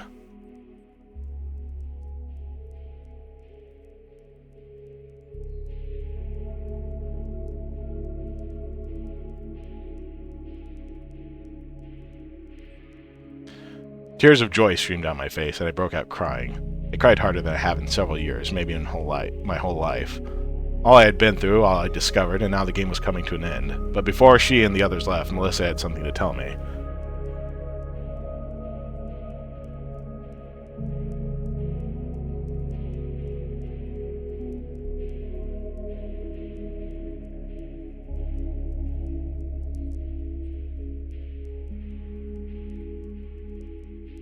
Epilogue. I am Zachary, and at the time I write this, it has been 3 weeks since the fateful night when I played the NES Godzilla game. Going back to that night, to immediately after I turned off the NES. Once I was able to start walking around again, the first thing I did was unplug the NES, take out the cartridge, and put them in separate sock drawers. I looked over at the computer. All the screenshots you've seen in the story were saved. I backed up all the images on a flash drive before I turned the computer off, just in case. After that, I hit the bed and instantly passed out. It was not a restful sleep, but one of complete exhaustion. It felt like no time had passed before I awoke again. And what a day that was. First thought I recall coming to mind was, what the hell happened last night? I thought about it for a short while until it occurred to me to contact the person I got the game from to begin with, Billy. So I called him up and told him to come over to my apartment, which he did. And I showed him the screenshots and gave him a very basic summary of what happened. At first, he thought I was pulling a joke on him, but he soon realized that was not the case. Once I hit them that this was real, he was speechless. He made it clear they had absolutely not tampered with the game and had no idea about any of this. So then the obvious question was asked to Billy, where did you get it from? I got that simple answer of, another friend of mine that I trade games with. He assured me that this was a trustworthy person. He had never had any issues with games he got from him before. So then Billy called him, but when we told the guy the story, he was shocked and surprised as anyone, except he abruptly hung up on us. This was clearly going nowhere. Before Billy left that day, he asked me if I wanted him to take the cartridge and dispose of it. I sharply declined. He asked how I could possibly still want to keep the thing. I told him I needed to think it over, and that was that. Billy and I haven't talked much since. Even though I haven't told him this is the case, I get the impression that Billy thinks what happened with the game was his fault. After he left that day, I did a lot of thinking. It was very hard for me to do anything else, really. I couldn't stop thinking about the game. There were so many questions left unanswered. What was Red? Was Melissa really in the game? How did she get there? Why did all this happen with this game? But the one question that kept me for many nights was, Red said he had known me for a long time. How? Ever since then, I can't shake the feeling of being watched. The game made me ask myself questions about death and reality in ways I never wanted to think about. I'm not too sure of anything anymore. Constantly thinking about it soon began to have a negative impact on my life. I just didn't care about anything else at this point. By comparison, all the other day-to-day activities seemed utterly pointless. I eventually decided I had to choose between one of two things: try to play the game again or destroy it. I tried several times to convince myself to try the former, but I never got farther than plugging the NES back up. Just touching the cartridge made me remember all the pain I felt during the fight with Red. I wondered if perhaps playing the game again might cause something terrible to happen. I didn't know anything about how this game worked, and it was too risky. I wasn't sure I could stand another round of the game anyway. So then it was time for the other option. Wanting to get some fresh air, I took the game with me and drove to the lake, planning to throw it in. I got up to the lake with the cartridge in my hands and looked down on it, and I thought of Melissa. If what I experienced in the game was indeed genuine, doing what I did may have been the only way to save her from the endless torture. In a way, this warped game might have saved her soul. Damn it. Once that thought came into my head, I knew I wouldn't be able to destroy it. So I just sat down at a bench, gazing at the lake for about an hour. Ultimately, I decided on a third option, selling the game on eBay. It may be selfish, but I promise you that has nothing to do with money. I don't care how much or little I get paid for this game, believe me. It's selfish because I don't want the responsibility of owning this cartridge anymore. I cannot dwell on this forever, and the only way I can deal with this is by putting the game out of my life. So this brings me to the main reasons I created a summary of these events. First is to record the details while I can remember them, and second is that whoever bids on this game knows what they're getting into. I can't guarantee the safety of anyone else who plays this game, or that anything will happen at all. But to the new owner of this game, remember this. Be careful, and if you feel as if the game is literally messing with your mind, shut the damn thing off. The end. I gotta say, I admire the devotion of whoever wrote all that. That was amazing. Yeah. Wow. It's the sprite work that gets me more than anything. Mhm. That is a tremendous amount of effort to put into a creepypasta. I know, right? This guy could have been a sprite comic artist. Maybe he was. Maybe this was. It was Godzilla. Godzilla wrote it. You're right. It was 8-bit Godzilla. I mean, is there a specific named author for this one? Yeah. Yes. Jerry Godzilla. It was originally written by Cosbydaf on Bogleach. That's Okay. right. Oh, why am I somehow not surprised this has a connection to Bogleach? What's Bogleach? You're Bogleach. Okay, that's rude. You're not supposed to tell anyone, Stoker. Well, we made it. We survived Halloween. Speak for yourself. I died. Aw. Alright. It's okay. I just do that sometimes. Ripping pepperoni. We didn't meet you. Pepperoni. Anyway, I honestly didn't expect the story to take. Oh, geez, it took 2.5 hours. Wow. I knew it would It's take a long while. story. I peeked at it. I knew it was gonna be, To make a Hefty. long story short, nope, too late. yeah. I thought Rick was Anyway. halfway done when he first did it yesterday. Oh, I knew better. That's okay, though. But yeah. I finished a bunch of inking work, so I'm happy. Oh, well, that was definitely are a you worthwhile happy? read. Well, if Yeah, you're it's- happy, Jonas, then I'm happy. Well, it's dumb and silly, but I still felt things for the character. It is a somewhat silly story. But then again, it is a story about a haunted NES game. They're going to be silly by default. It's the effort that really makes this one. God. It's true. It's When are we absolutely gonna have true. When is Gen Z gonna have a story about a haunted Twitch stream? I need that. Or a haunted like TikTok video. I need that in my life. God, I remember. I mean, the they have closest the thing- there was a movie about like a haunted Facebook page or something. Yeah, wasn't that Unfriended? Yeah. Yeah. Right. Yeah. Well, I was thinking about the closest I've seen in the remake of A Nightmare on Elm Street, not recommended by the way, but the remake of A Nightmare on Elm Street, they have a moment where they're looking into they're trying to find other victims of Freddy's to figure out the connection, and they find a video of this guy who did like this live stream or whatever, being like, "Something's after me! Oh no!" and he gets killed on camera. Was that how it was? Was that how they said it? Yeah, that was exactly. Something's And I after me. remember. Oh no! I'm trying to remember. Did you say that was a remake or? Yes. That was the remake. And then I always thought to myself, wow, it sure was thoughtful of Freddy to upload that video after he killed him. Freddy's Was very. it that one? No, it was Silent Hill show or Resident Evil show or something. It's the Silent Hill show. I was trying. There's some horror remake thing that was really, really bad, and all I can remember of it is that at some point they mentioned like, "Oh yeah, my friend makes My Little Pony porn" or something like that. No. It was Resident Evil, and there was one of them who was like, a character says, "I exclusively read Zootopia porn." Oh, you're Oh, talking that about was it. that. Wow. Yeah, I saw that movie. I mean, there was a time when I may have had a problem with that myself, but listen, I just want the fox and the bunny rabbit to smooch. When I saw it, I was like curious, where does Capcom get their humor from?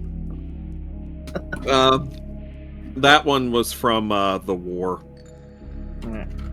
But yeah, I don't think I've seen anyone try to do like an actual like my live stream is haunted, or like I am making a series of TikToks over the course of like 3 weeks that detail some, creepypasta storyline that I've written out, but we're doing it in real time. I mean, there's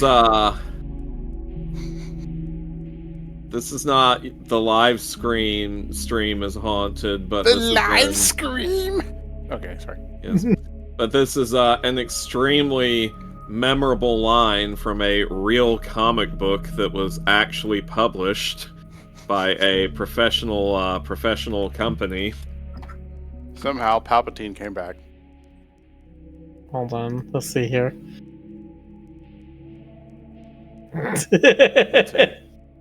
Samantha Brown, you have to get out of here. Your vagina is haunted. What the hell? It's a real thing. It's a real thing. That looks like such a shit post, but I believe it. The comic book was called Tarot. It was published sometime in the early 2000s or so. I still love the Destiny one of just like breaks into a room, looks at the person's like sitting down, grabs their gun, cocks it, and is like, "All right, let's go. Moon's haunted." Person sitting down is like, "What? What do you mean the moon's haunted? Moon's haunted." There's a wizard on that moon, and the moon is haunted. I hate when the moon gets haunted. It gets that creepy face, then it starts like coming down on the village, and you only have a couple days. Anyway. Oh, hey. Moon's full of ghosts and insects, and we gotta kill them all. Yeah, it's a drag. Gotta kill them all. Can you mention if that was how the Danny Phantom theme ended? Gotta kill them all. Why can't we have more spooky holidays in America? Like, why can't we have like Novemberween? Stoker, get on it. Novemberween's Novemberween for me is coming up in 5 days. Oh yeah, that's right. The spookiest day of all. That's when my ween turns older. The bat's gonna turn 420 years old. Blaze it! We're getting silly. don't know what you're talking We about. were once like, very serious streamers. yeah, What's sure. Just because it's like less than 2 minutes to midnight, I don't know what you're talking about. Not for me. I still have 2 whole hours of Halloween to savor, and I'm going to do it all by myself. Eating from the unopened bag of candy because I had no trick-or-treaters. Yeah, I have this horrible feeling that trick-or-treating is kind of dying out. Yeah. That's okay. We can do it. We'll just dress up and go to all of the audience's houses. I mean, it doesn't do what it was supposed to do, right? Because it was supposed to keep adolescents from getting up to shit. All right, Mr. Mayor. But the problem is, like, every year it seems to the people who are supposed to be trick-or-treating, their age seems to decrease by like 3 months. So now it's like, oh, if you're over 10 years old, you're too old to trick-or-treat. Which means the adolescents are back out and doing funky shit. You're older. You've already been born. No trick-or-treating for you. Like, I'm just picturing a baby dressed up as like an old noir detective with like a little candy cigarette that's like, trick-or-treating. It's a young man's game. And they go to a house and the person looks down and is like, aren't you a little old to be trick-or-treating? Alright, let's see. Who shall we raid? Why don't we raid the doghouse? The doghouse? Doghouse. Who let the doghouse? What are you doing? Oh, frickin' no. Alright. Well, that was fun. We learned a plethora of lessons and life stuff and wisdom, and we laughed, we cried, we got stabbed and died, and we felt what it felt like to be burnt alive. Yeah, it was good. It was Owie. I now declare this session of the Midnight Society officially closed. Yay! Take care, everyone. We will Take care. see you on the next stream. That's right. Yeah. Good night, everybody. Have a good night. Good night.